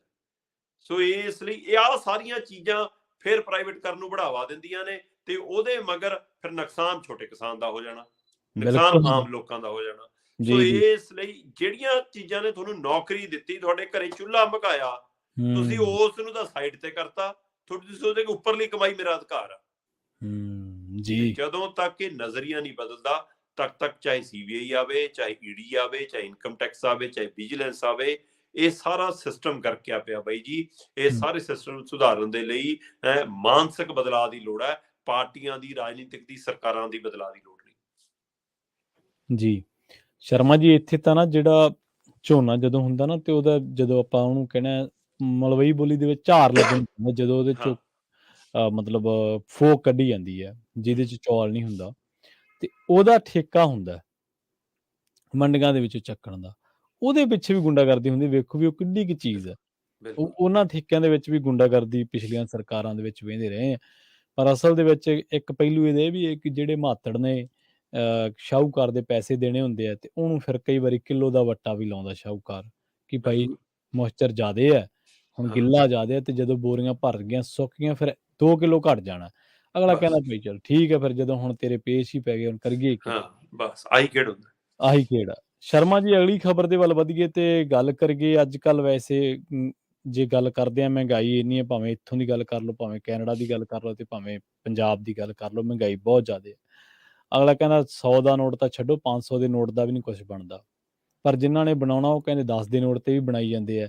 ਚਲਾਨ ਤੋਂ ਬਚਣ ਦੇ ਲਈ ਕਹਿੰਦੇ ਕਾਗਜ਼ਾਂ ਦੀ ਨਹੀਂ ਬਲਕਿ 10 ਰੁਪਈਆਂ ਦੇ ਨੋਟ ਦੀ ਲੋੜ ਪੈਂਦੀ ਹੈ। ਬਿਲਕੁਲ ਪ੍ਰਵੀਨ ਜੀ, ਪਿਛਲੇ ਦਿਨੀ ਤੁਹਾਡੇ ਧਿਆਨ ਚ ਆਇਆ ਹੋਣਾ ਕਿ ਕਰਪਸ਼ਨ ਦੇ ਮਾਮਲੇ ਦੇ ਵਿੱਚ ਲੁਧਿਆਣਾ ਖੇਤਰ ਤੋਂ ਆਰਟੀ ਨਰਿੰਦਰ ਸਿੰਘ ਧਾਲੀਵਾਲ ਹੋਰਾਂ ਨੂੰ ਮਤਲਬ ਗ੍ਰਿਫਤਾਰ ਕੀਤਾ ਜਾਂਦਾ ਹੈ ਨਾ, ਉਹਨਾਂ ਦੇ ਖਿਲਾਫ ਕਾਰਵਾਈ ਸ਼ੁਰੂ ਹੁੰਦੀ ਹੈ। ਤੇ ਉਹ ਉਸ ਮਾਮਲੇ ਦੇ ਵਿੱਚ ਤੱਥ ਸਾਹਮਣੇ ਆਉਂਦੇ ਨੇ ਕਿ ਜੀ ਜਿਹੜੀ ਰਿਪੋਰਟ ਤਿਆਰ ਕੀਤੀ ਗਈ ਹੈ ਚਲਾਨ ਪੇਸ਼ ਕਰਨ ਲਈ, ਸਾਰਾ ਕੁਛ ਲਈ, ਉਹਦੇ ਵਿੱਚ ਇਹ ਤੱਥ ਸਾਹਮਣੇ ਆਉਂਦੇ ਨੇ ਕਿ ਜੀ ਕਹਿੰਦੇ ਜੀ ਕਿ 10 ਦੇ ਨੋਟ ਦਾ ਖੇਡ ਬਹੁਤ ਬੜਾ ਚੱਲਦਾ। ਅਸਲ 'ਚ ਕਹਿੰਦੇ ਕਿ ਜਿਹੜੀਆਂ ਟਰਾਂਸਪੋਰਟ ਫਰਮਾਂ ਨੇ ਉਹਨਾਂ ਨੇ ਠੀਕ ਹੈ। ਆਪਣਾ ਮਾਲ ਲੰਘਾਉਣਾ ਹੁੰਦਾ ਹੈ, ਨਿਤ ਦਿਨ ਦਾ ਇਹ ਘਸਮਾਨ ਹੁੰਦਾ, ਇਸ ਲਈ ਉਹ ਸਵੇਰੇ ਜਾ ਕੇ ਹੀ ਮੱਥਾ ਟੇਕ ਕੇ ਆਉਂਦੇ ਨੇ। ਹੂੰ। ਤੇ ਇੱਕ ਮਤਲਬ ਕਿ ਜੇ ਉਹਨਾਂ ਦੀਆਂ 5 ਗੱਡੀਆਂ ਜਾਣੀਆਂ ਤਾਂ 5-10 ਦੇ ਨੋਟ, ਜੇ 20 ਜਾਣੀਆਂ ਤਾਂ 20-10 ਦੇ ਨੋਟ, ਨਹੀਂ ਫਿਰ 1-10 ਦਾ ਨੋਟ, ਉਹ ਵੀ ਨੋਟ ਵੀ ਆਪਣਾ ਹੀ ਹੋਊਗਾ ਤੁਹਾਡਾ। ਮੱਥਾ ਟੇਕਣ ਤੋਂ ਇਲਾਵਾ 10 ਦਾ ਨੋਟ ਤੁਹਾਨੂੰ ਦੇਣਾ ਪਊਗਾ, ਜਿੰਨੀਆਂ ਗੱਡੀਆਂ ਲਈ ਤੁਹਾਨੂੰ ਚਾਹੀਦਾ। ਫਿਰ ਠੀਕ ਉਹ ਹੈ। 10 ਦੇ ਨੋਟ ਦੇ ਉੱਤੇ ਕਹਿੰਦੇ ਕਿ ਸੰਬੰਧਿਤ ਅਧਿਕਾਰੀ ਤਰੀਕ ਪਾ ਕੇ ਇੱਕ ਲੀਕ ਹੂੰ। ਇਹੀ ਜੀ ਮਾਰਦਾ ਜਿਹੜਾ ਕੋਡ ਵਰਡ ਹੁੰਦਾ ਉਸ ਦਿਨ ਦਾ, ਜੀ। ਕਿ ਇਹ ਨੋਟ ਅੱਜ ਭਾਈ ਮੇਰੇ ਤੋਂ ਸਾਈਨ ਕਰਾਇਆ ਗਿਆ। ਸੋ ਹੂੰ। ਉਹ ਨੋਟ ਫਿਰ ਕਹਿੰਦੇ ਕਿ ਆਪਣੀ ਫਾਈਲਾਂ 'ਚ ਰੱਖ ਲੈਂਦੇ ਨੇ, ਉਹ ਜਿਹੜਾ ਮਾਲ ਲੈ ਕੇ ਜਾ ਰਹੇ ਨੇ, ਚਾਹੇ ਉਹ ਚੌਲ ਨੇ, ਚਾਹੇ ਉਹ ਅਨਾਜ ਹੈ, ਚਾਹੇ ਉਹ ਕੋਈ ਢੋਆ ਢਵਾਈ ਕੁਛ ਹੋਰ ਹੈ। ਸੋ ਫਿਰ ਠੀਕ ਉਹ ਹੈ। 'ਚ ਰੱਖਦੇ, ਜਿੱਥੇ ਵੀ ਕੋਈ ਰੋਕੇ, ਜਿਹੜੇ ਮਰਜ਼ੀ ਵਿਭਾਗ ਨਾਲ ਸੰਬੰਧਿਤ, ਬਸ ਉਹ ਫਾਈਲ ਖੋਲ ਕੇ ਦਿਖਾਉਣੀ ਹੁੰਦੀ ਹੈ। ਜਦੋਂ ਵਿੱਚ ਪਿਆ ਨੋਟ ਦਿਖਦਾ, ਦੱਸਦਾ, ਕਹਿੰਦੇ ਚੱਲ ਗਏ। ਸੋ ਠੀਕ ਹੈ। ਆਹ ਤਾਂ ਇਹ ਪਹਿਲਾਂ ਵੀ ਚੰਡੀਗੜ੍ਹ ਦੇ ਵਿੱਚ ਇਹ ਮੀਡੀਆ 'ਚ ਵੀ ਨਸਰ ਹੋ ਚੁੱਕਿਆ ਸੀ ਕਿ ਕਈ ਵਾਰ ਬੰਦਾ ਜਦੋਂ ਚੰਡੀਗੜ੍ਹ 'ਚ ਦਾਖਲ ਹੁੰਦਾ ਤਾਂ ਉਹਦੀ ਗੱਡੀ ਨੂੰ ਟ੍ਰੈਫਿਕ ਪੁਲਿਸ ਵਾਲੇ ਰੋਕ ਲੈਂਦੇ ਨੇ, ਤੇ ਹੂੰ। ਕੁਝ ਟ੍ਰੈਫਿਕ ਪੁਲਿਸ ਵਾਲਿਆਂ ਨੇ ਆਪਣੇ ਆਪਸ 'ਚ ਤਾਲਮੇਲ ਨਾਲ ਗਰੋਹ ਬਣਾਏ ਹੋਏ ਨੇ, ਤੇ ਹੂੰ। ਉਹ ਹੂੰ। ਕਹਿੰਦੇ ਕਿ ਬੰਦੇ ਤੋਂ ਸੇਵਾ ਪਾਣੀ ਲੈ ਲੈਂਦੇ ਸੀ। ਹੂੰ। ਹੁਣ ਤਾਂ ਜਦੋਂ ਕੈਮਰੇ ਇੰਨੇ ਸਖਤ ਲੱਗ ਗਏ, ਉਹਨਾਂ ਦੇ ਗਲਾਂ 'ਚ ਵੀ ਕੈਮਰੇ ਪਾਤੇ ਟ੍ਰੈਫਿਕ ਪੁਲਿਸ ਵਾਲਿਆਂ ਦੇ, ਤਾਂ ਕਿ ਮਿੱਤਰੋ ਤੁਸੀਂ ਕਿਸੇ ਨਾਲ ਗੱਲ ਵੀ ਕਰੋ ਉਹ ਵੀ ਰਿਕਾਰਡ ਹੋਵੇ, ਤੁਸੀਂ ਕੋਈ ਲੈਣ ਦੇਣ ਕਰੋ ਉਹ ਵੀ ਰਿਕਾਰਡ ਹੋਵੇ। ਪਰ ਤਾਂ ਵੀ ਰੁਕਦੀ ਨਹੀਂ ਹੈ ਚੋਰ ਮੋਰੀ, ਉਹਦੇ ਹੱਲ ਹੋਰ ਬਥੇਰੇ ਕੱਢ ਲਏ ਜਾਂਦੇ ਨੇ। ਹੂੰ। ਤੇ ਉਸ ਸਮੇਂ ਕਹਿੰਦੇ ਕਿ ਉਹ ਫਿਰ ਉਹਦੇ ਹੱਥ ਦੇ ਉੱਤੇ, ਉਹਦੀ ਤਲੀ ਦੇ ਉੱਤੇ ਇੱਕ ਨੰਬਰ ਲਿਖ ਕੇ ਨਾ ਗੋਲ ਚੱਕਰ ਮਾਰ ਦਿੰਦੇ ਸੀ। ਠੀਕ ਹੈ। ਤੇ ਉਹਨੂੰ ਕਹਿੰਦੇ ਸੀ ਕਿ ਚੰਡੀਗੜ੍ਹ 'ਚ ਸਾਰਾ ਦਿਨ, ਮਤਲਬ ਕਿ ਜਿੱਥੇ ਵੀ ਤੂੰ ਜਾਣਾ, ਜੇ ਤੈਨੂੰ ਕੋਈ ਰੋਕੇ ਤਾਂ ਆਹ ਹੱਥ ਦਿਖਾ ਦੇ ਬਸ। ਉਹ ਵਿਚਾਰਾ ਚੰਡੀਗੜ੍ਹ ਦੇ ਵਿੱਚ ਚਾਹੇ ਕਿਸੇ ਢਾਬੇ 'ਚ ਰੋਟੀ ਖਾ ਲਵੇ, ਚਾਹੇ ਕੁਝ ਕਰ ਲਵੇ, ਉਹ ਖੱਤ ਬਚਾ ਕੇ ਹੀ ਰੱਖਦਾ ਸੀ। ਇਹ ਭ੍ਰਿਸ਼ਟਾਚਾਰ ਦੀ ਰਸੀਦ ਸੀ ਨਾ ਫਿਰ ਸ਼ਰਮਾ ਜੀ। ਹਾਂ, ਉਹ ਉਦਣ ਹੱਥ ਤੇ ਚੱਲਣਾ। ਇਹ ਵੀ ਹੈ ਕਿ ਤੁਸੀਂ ਕਾਗਜ਼ ਤੇ ਲਿਖ ਕੇ ਨਹੀਂ ਦਿਖਾ ਸਕਦੇ। ਤੁਸੀਂ ਕਿਤੇ ਤੁਸੀਂ ਕਹੋ ਮੈਂ ਨੋਟ ਕਰ ਲੈਣਾ ਆਪਣੇ ਕੋਲ, ਕਿ ਉਹ ਦੱਸ ਦੂੰਗਾ ਕਿ ਨੰਬਰ ਹੈ, ਮੂੰਹ ਜਵਾਨੀ ਬੋਲੋਗੇ ਤਾਂ ਨਹੀਂ। ਉਹਨਾਂ ਨੂੰ ਹੱਥ ਦੀ ਲਿਖਤ ਦਾ, ਪੈਨ ਦੇ ਰੰਗ ਦਾ ਵੀ ਪਹਿਚਾਣ ਹੁੰਦੀ ਹੈ ਕਿ ਹਾਂ ਇਹ ਸਾਡੇ ਵਾਲਾ ਹੀ ਪੈਨ ਚੱਲਿਆ। ਸੋ ਇਸ ਲਈ ਅਜਿਹੇ ਕੋਡ ਚੱਲਦੇ ਨੇ, ਪਹਿਲਾਂ ਤੋਂ ਆਪਾਂ ਨੂੰ ਪਤਾ ਹੈ, ਇਹ ਸਿਸਟਮ 'ਚ ਹੈਗੇ ਨੇ। ਪਰ ਇਹ ਹੁਣ ਲਗਾਤਾਰ ਜਿਸ ਤਰ੍ਹਾਂ ਦੇ ਮਾਮਲੇ ਖੁੱਲ ਰਹੇ ਨੇ, ਪੁਰਾਣੇ ਮਾਮਲਿਆਂ ਦਾ ਕੱਪੜੇ ਖੁੱਲ ਰਹੇ ਨੇ, ਇੱਥੇ ਇਹ ਕਿੰਨਾ ਕੁਛ ਮਤਲਬ ਸਾਹਮਣੇ ਆਉਂਦਾ ਰਿਹਾ ਕਿ ਮੋਟਰਸਾਈਕਲਾਂ ਦੇ ਨੰਬਰ, ਸਕੂਟਰਾਂ ਦੇ ਨੰਬਰ, ਗੋਦਾਮਾਂ ਵਾਲੇ ਟਰੱਕਾਂ ਦੇ ਬਣਾ ਕੇ ਉਹ ਲੰਘਾਏ ਜਾਂਦੇ ਰਹੇ। ਸੋ ਇਸ ਲਈ ਉਸੇ ਤਰ੍ਹਾਂ ਦਾ ਆਹ ਮਾਮਲਾ ਬਹੁਤ ਵੱਡਾ ਖੜਾ, ਚਾਹੇ ਉਹ ਭਾਰਤ ਭੂਸ਼ਣ ਆਸ਼ੂ ਦੀ ਗੱਲ ਹੋਵੇ, ਚਾਹੇ ਮਨਪ੍ਰੀਤ ਬਾਦਲ ਵਾਲਾ ਪਹਿਲੂ ਹੋਵੇ, ਚਾਹੇ ਉਹ ਤੋਂ ਪਹਿਲੇ ਮੰਤਰੀਆਂ ਵਾਲੇ ਪਹਿਲੂ ਹੋਣ, ਚਾਹੇ ਪਹਿਲੀਆਂ ਸਰਕਾਰਾਂ ਵਾਲੇ, ਅਕਾਲੀਆਂ ਕਾਂਗਰਸੀਆਂ ਦੀ ਸਰਕਾਰਾਂ ਦੇ ਪਹਿਲੂ ਹੋਣ। ਸੋ ਇਸ ਲਈ ਮੌਜੂਦਾ ਸਰਕਾਰ ਮੂਹਰੇ ਜਿੱਥੇ ਇਹ ਸਾਰੇ ਸਿਸਟਮ ਨੂੰ ਨੱਥ ਪਾਉਣ ਦੀ ਚੁਣੌਤੀ ਆ, ਉੱਥੇ ਆਪਣੇ ਆਪ ਨੂੰ ਧਿਆਨ 'ਚ ਰੱਖਣ ਦੀ ਲੋੜ ਆ ਕਿ ਕੱਲ ਨੂੰ ਕੋਈ ਹੋਰ ਆਊਗਾ, ਤੁਹਾਡੀਆਂ ਫਾਈਲਾਂ ਵੀ ਫਰੋਲੀਆਂ ਜਾਣਗੀਆਂ, ਤੁਹਾਡੇ ਦਸਤਾਵੇਜ਼ ਵੀ ਫਰੋਲੇ ਜਾਣਗੇ। ਸੋ ਇਸ ਲਈ ਜਿਹੜਾ ਇਹ ਕੱਟੜ ਇਮਾਨਦਾਰੀ, ਮਤਲਬ ਇਮਾਨਦਾਰੀ ਹੁੰਦਾ, ਕੱਟੜ ਇਮਾਨਦਾਰੀ ਵਾਲਾ, ਫਿਰ ਤੁਹਾਡੇ ਤੇ ਉਨਾ ਹੀ ਪੈਮਾਨਾ ਵੀ ਕੱਟੜ ਚੈਕਿੰਗ ਵਾਲਾ ਹੀ ਹੋਊਗਾ। ਫਿਰ ਇਹ ਵੀ ਇਹਨਾਂ ਨੂੰ ਧਿਆਨ ਰੱਖਣ ਦੀ। ਜੀ ਜੀ। ਆਪਾਂ ਅਗਲੀ ਖਬਰ ਦੇ ਵੱਲ ਵਧੀਏ ਤੇ ਗੱਲ ਕਰੀਏ ਰਾਹੁਲ ਗਾਂਧੀ ਦੀ ਭਾਰਤ ਜੋੜੋ ਯਾਤਰਾ ਦੀ। ਸ਼ਰਮਾ ਜੀ, ਭਾਰਤ ਜੋੜੋ ਯਾਤਰਾ ਦੇ ਦੌਰਾਨ ਰਾਹੁਲ ਗਾਂਧੀ ਵੱਖ-ਵੱਖ ਧਾਰਮਿਕ ਥਾਵਾਂ ਤੇ ਨਤਮਸਤਕ ਹੋ ਰਿਹਾ, ਔਰ ਖੈਰ ਇਹ ਸਿਆਸਤ ਉਹਦੀ ਸਿਆਸਤ ਕਰਨ ਦਾ ਇੱਕ ਹਿੱਸਾ ਹੈ। ਉਹ ਲੋੜ ਪੈਂਦੀ ਹੈ ਤਾਂ ਉਹ ਹੋਰ ਫਿਰਕਿਆਂ, ਮਜ਼ਹਬਾਂ ਦੀ ਜਿਹੜੀ ਧਾਰਮਿਕ ਸਥਾਨ ਨੇ ਉੱਥੇ ਵੀ ਜਾਂਦਾ, ਹੋਰ ਜਿਹੜੇ ਧਰਮਾਂ ਦੇ ਸਥਾਨ ਨੇ ਉੱਥੇ ਵੀ ਜਾਂਦਾ, ਉਹ ਸਾਰੇ ਕਿਤੇ ਜਾਂਦਾ। ਪਰ ਹੁਣ ਪੰਜਾਬ ਦੇ ਬੁੱਧੀਜੀਵੀਆਂ ਤੋਂ ਪਾਠ ਪੜ੍ਹੇਗਾ ਰਾਹੁਲ ਗਾਂਧੀ। ਕੀ ਇਹ ਗੱਲ ਸੱਚ ਹੈ ਕਿ ਰਾਹੁਲ ਗਾਂਧੀ ਪੰਜਾਬ ਦੇ ਬੁੱਧੀਜੀਵੀਆਂ ਦੇ ਨਾਲ ਵੀ ਕੋਈ ਡਿਸਕਸ਼ਨ ਰੱਖੇਗਾ ਜਾਂ ਉਹਨਾਂ ਦੇ ਨਾਲ ਰਾਬਤਾ ਕਰੇਗਾ, ਗੱਲਬਾਤ ਕਰੇਗਾ? ਬਿਲਕੁਲ ਪ੍ਰਵੀਨ ਜੀ, ਇਹ ਗੱਲ ਤੁਹਾਡੀ ਦਰੁਸਤ ਹੈ ਕਿ ਰਾਹੁਲ ਗਾਂਧੀ ਹੋਰੀ ਬੁੱਧੀਜੀਵੀਆਂ ਨਾਲ ਤਾਲਮੇਲ ਵੀ ਕਰ ਰਹੇ ਨੇ। ਉਹ ਅਕਸਰ ਕਹਿ ਰਹੇ ਨੇ ਕਿ ਮੈਂ ਸੁਣਾਉਣ ਨਹੀਂ, ਸੁਣਨ ਆਇਆ। ਮੈਂ ਤਾਂ ਮਤਲਬ ਕਿ ਲੋਕਾਂ ਨੂੰ ਸੁਣਨ ਲਈ ਬਾਹਰ ਨਿਕਲਿਆ ਤੇ ਮੇਰੀ ਸਮਝ 'ਚ ਬਹੁਤ ਵਾਧਾ ਹੋ ਰਿਹਾ, ਮੈਨੂੰ ਜਾਣਕਾਰੀ ਬਹੁਤ ਮਿਲ ਰਹੀ ਹੈ। ਪਰ ਜੇਕਰ ਇਸ ਹਵਾਲਿਆਂ ਦੇਖਿਆ ਜਾਵੇ ਤਾਂ ਅੱਜ ਜਦੋਂ ਮੈਂ ਯਾਤਰਾ ਦਾ ਦੂਸਰਾ ਦਿਨ ਵੀ ਦੇਖਦਾ, ਤਦ ਵੀ ਮੈਨੂੰ ਯਾਤਰਾ 'ਚ ਲੋਕਾਂ ਨਾਲੋਂ ਵੱਧ ਤਾਂ ਪੁਲਿਸ ਨਜ਼ਰ ਆਉਂਦੀ ਹੈ, ਪੁਲਿਸ ਤੰਤਰ ਵੱਧ ਨਜ਼ਰ ਆਉਂਦਾ। ਅੱਛਾ ਤੁਸੀਂ ਜੀ। ਇਹ ਦੇਖੋ ਕਿ ਜਿੱਥੇ ਤੋਂ ਯਾਤਰਾ ਆਈ ਆ, ਜਿਹੜੇ ਸੂਬਿਆਂ ਚੋਂ ਨਿਕਲ ਕੇ ਆਈ ਆ, ਉੱਥੇ ਤੁਹਾਨੂੰ ਖਾਕੀ ਵਰਦੀਆਂ ਬਹੁਤ ਘੱਟ ਦਿਖੀਆਂ ਨੇ। ਪਰ ਪੰਜਾਬ ਦੇ ਵਿੱਚ ਪਹਿਲੇ ਦਿਨ ਤੋਂ ਹੀ ਪੁਲਿਸ ਦਾ ਤਾਮਝਾਮ ਇੰਨਾ ਜ਼ਿਆਦਾ ਆ ਕਿ ਰਾਹੁਲ ਗਾਂਧੀ ਨੂੰ ਕੋਈ ਖਤਰਾ ਹੈ ਕਿ ਇਹ ਸੁਰੱਖਿਆ ਮੰਗੀ ਗਈ ਹੈ ਕਾਂਗਰਸ ਵੱਲੋਂ ਜੀ। ਜਾਂ ਇਹ ਪੰਜਾਬ ਸਰਕਾਰ ਨੂੰ ਲੱਗਦਾ ਕਿ ਪਹਿਲਾਂ ਅੰਬੀਆਂ ਵਾਲਾ, ਮੂਸੇਵਾਲਾ ਵਾਲਾ ਜੋ ਕਾਂਡ ਹੋ ਲੇ, ਉਹਦੇ ਕਾਰਨ ਸਾਡੇ ਤੇ ਕੋਈ ਨਵਾਂ ਦਾਗ ਨਾ ਲੱਗ ਜਾਵੇ। ਇਸ ਲਈ ਫਿਰ ਕਹਿੰਦੇ ਕਿ ਦੁੱਧ ਦਾ ਫੁੱਕਿਆ ਲੱਸੀ ਨੂੰ ਵੀ ਫੁੱਕਾ ਮਾਰ ਪੀਂਦਾ। ਇਸ ਲਈ ਕੀ ਪੰਜਾਬ ਪੁਲਿਸ ਇੰਨੀ ਜ਼ਿਆਦਾ ਤਾਕਤ ਚਲਾਈ ਆ। ਹੋਰ ਛੱਡੋ, ਇਸ ਮੌਕੇ ਜਦੋਂ ਆਪਾਂ ਗੱਲ ਕਰ ਰਹੇ ਹਾਂ ਤਦ ਯਾਤਰਾ ਤੁਰ ਪਈ ਆ, ਮਤਲਬ ਲੁਧਿਆਣੇ ਕੰਨੀ ਨੂੰ, ਬੇਸ਼ੱਕ ਜਿਹੜਾ ਤੈਅ ਪੁਆਇੰਟ ਸੀ ਉਹ ਤੋਂ ਵੀ 1.5 ਕਿਲੋਮੀਟਰ ਥਾਂ ਬਦਲੀ ਹੈ ਜੀ। ਤੇ ਰਵਨੀਤ ਬਿੱਟੂ ਅੱਜ ਨਾਲ ਤੁਰ ਰਿਹਾ ਤੇ ਰਵਨੀਤ ਬਿੱਟੂ ਦਾ ਤੁਰਨਾ, ਬੇਅੰਤ ਸਿੰਘ ਦੇ ਖਾਨਦਾਨ ਦਾ ਤੁਰਨਾ ਤੇ ਉਹਦੇ ਬੋਲ ਪਿਛਲੇ ਸਮੇਂ 'ਚ ਕੁਝ ਵਿਗੜਦੇ ਰਹੇ, ਉਸ ਨੂੰ ਲੈ ਕੇ ਪੰਜਾਬ 'ਚ ਕਈ ਵਾਰ ਮੁਲਕਾਂ 'ਚ ਸੋਸ਼ਲ ਮੀਡੀਆ ਤੇ ਤਣਾਤਣੀ ਦਾ ਮਾਹੌਲ ਵੀ ਬਣਦਾ ਰਿਹਾ। ਬਿਲਕੁਲ ਸਹੀ। ਤੇ ਇਧਰ ਇਹ ਸਾਰੇ ਪਹਿਲੂ ਤੇ ਇਹ ਵੀ ਮੰਗ ਉੱਠਦੀ ਰਹੀ ਹੈ ਕਿ ਭਾਈ ਜੋ ਗਾਂਧੀ ਖਾਨਦਾਨ ਨੇ ਕੀਤਾ ਉਹਦੇ ਲਈ ਰਾਹੁਲ ਨੂੰ ਮਾਫੀ ਮੰਗਣੀ ਚਾਹੀਦੀ ਆ। ਇਹ ਵੱਖਰੀ ਗੱਲ। ਸਿਮਰਜੀਤ ਮਾਨ ਕਹਿੰਦਾ ਕਿ ਉਹਨੂੰ ਕਾਹਦੇ ਲਈ ਰੋਕਣਾ, ਕਾਹਦੇ ਲਈ ਪੁੱਛਣਾ, ਕਹਿੰਦਾ ਉਹਨੇ ਕੀ ਗੁਨਾਹ ਕੀਤਾ। ਸੋ ਇਸ ਲਈ ਸਿਮਰਜੀਤ ਮਾਨ ਹੋਰੀ ਆਪਣੇ ਢੰਗ ਨਾਲ ਵੀ ਗੱਲ ਕਰਦੇ ਨੇ। ਪਰ ਅੱਜ ਜਦੋਂ ਯਾਤਰਾ ਸ਼ੁਰੂ ਹੁੰਦੀ ਆ ਪ੍ਰਵੀਨ ਜੀ, ਅੱਜ ਵੀ ਮੇਰਾ ਖਿਆਲ ਘੰਟਾ ਸਵਾ ਘੰਟਾ ਦੇਰੀ ਨਾਲ ਸ਼ੁਰੂ ਹੋਈ ਆ। ਕੱਲ ਵੀ ਘੰਟਾ ਡੇਢ ਘੰਟਾ ਲੇਟ ਸ਼ੁਰੂ ਹੋਈ ਸੀ। ਉਹਦਾ ਕਾਰਨ ਠੰਡ, ਉਹਦਾ ਕਾਰਨ ਧੁੰਦ, ਉਹਦਾ ਕਾਰਨ ਵਿਜ਼ੀਬਿਲਟੀ ਘੱਟ ਹੋਣਾ, ਅਸਲ 'ਚ ਸੁਰੱਖਿਆ ਕਾਰਨ ਸਭ ਤੋਂ ਵੱਧ ਦੇਰ ਲਾਉਣ ਦਾ ਕਾਰਨ ਬਣ ਰਿਹਾ। ਠੀਕ ਹੈ। ਪੁਲਿਸ ਵਾਲੇ ਨਹੀਂ ਕਹਿੰਦੇ ਨਹੀਂ ਜੀ ਅਜੇ ਨਹੀਂ ਤੁਰਨਾ, ਅਜੇ ਵਿਜ਼ੀਬਿਲਟੀ ਬਹੁਤ ਘੱਟ ਹੈ ਜੀ। ਤੇ ਉਹ 3-3 4-4 ਲੇਅਰ ਬਣਾ ਕੇ ਚੱਲ ਰਹੇ ਨੇ ਤੇ ਸਾਰਿਆਂ ਨੂੰ ਪਤਾ ਕਿ ਅੱਜ ਯਾਤਰਾ ਲੁਧਿਆਣੇ ਦਾਖਲ ਹੋ ਜਾਣਾ। ਸੋ ਲੁਧਿਆਣਾ ਦਾਖਲ ਹੋਣ ਤੋਂ ਪਹਿਲਾਂ ਹੀ ਲੁਧਿਆਣੇ ਦੇ ਵਿੱਚ ਜਿਹੜੇ ਦਿੱਲੀ ਸਿੱਖ ਕਤਲੇਆਮ ਦੀਆਂ ਪੀੜਤ ਪਰਿਵਾਰ ਰਹਿੰਦੇ ਨੇ, ਪੀੜਤ ਪਰਿਵਾਰਾਂ ਦੇ ਮਹੱਲੇ ਕਲੋਨੀਆਂ ਨੇ, ਉਹਨੂੰ ਇੱਕ ਤਰ੍ਹਾਂ ਨਾਲ ਪੂਰਾ ਸੀਲਬੰਦ ਕਰ ਦਿੱਤਾ ਗਿਆ ਤਾਂ ਕਿ ਉਹਨਾਂ 'ਚੋਂ ਕੋਈ ਕੱਲ ਨੂੰ ਪ੍ਰਦਰਸ਼ਨ ਨਾ ਕਰ ਦੇਵੇ, ਆ ਕੇ ਬਾਹਰ ਨਾ ਆ ਜਾਵੇ, ਕੋਈ ਟਕਰਾਵ ਨਾ ਹੋ ਜਾਵੇ ਦੋ ਧਿਰਾਂ ਦੇ ਵਿੱਚ। ਸੋ ਇਹ ਚੌਕਸੀ ਦੇ ਪੱਖੋਂ ਠੀਕ ਆ। ਤੇ ਪਰ ਸਵਾਲ ਇਹ ਕਿ ਇੱਕੋ ਧਿਰ ਨੂੰ ਨਜ਼ਰਬੰਦ ਕਿਉਂ?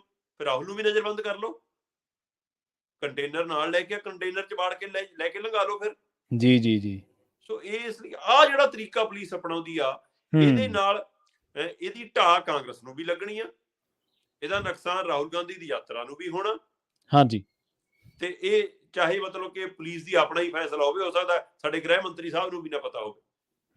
ਸੋ ਪੁਲਿਸ ਆਪਣੇ ਪੱਧਰ ਤੇ ਵੀ ਕਈ ਵਾਰ ਇਹੋ ਜਿਹੇ ਫੈਸਲੇ ਲੈ ਲੈਂਦੀ ਆ। ਸੋ ਬੇਸ਼ੱਕ ਉਹ ਉਹਨਾਂ ਦਾ ਪਹਿਲੂ ਸੁਰੱਖਿਆ ਦਾ ਹੀ ਆ ਕਿ ਕੋਈ ਟਕਰਾਅ, ਇਹ ਵੀ ਹੈ ਕਿ ਜੇ ਟਕਰਾਅ ਹੋ ਜਾਵੇ ਤਾਂ ਜਵਾਬਦੇਹੀ ਵੀ ਪੁਲਿਸ ਦੀ ਹੋਣੀ ਸੀ। ਸੋ ਇਹ ਦੋਵੇਂ ਪਹਿਲੂ ਨੇ। ਸੋ ਇਸ ਲਈ ਪਰ ਮਤਲਬ ਕਿ ਆਹ ਤਰੀਕਾ ਨਹੀਂ ਹੁੰਦਾ ਕਿ ਤੁਸੀਂ ਬੰਦਿਆਂ ਨੂੰ ਕਹੋਗੇ ਘਰੋਂ ਹੀ ਨਹੀਂ ਬਾਹਰ ਨਿਕਲਣਾ ਜੀ ਹੁਣ 2 ਦਿਨ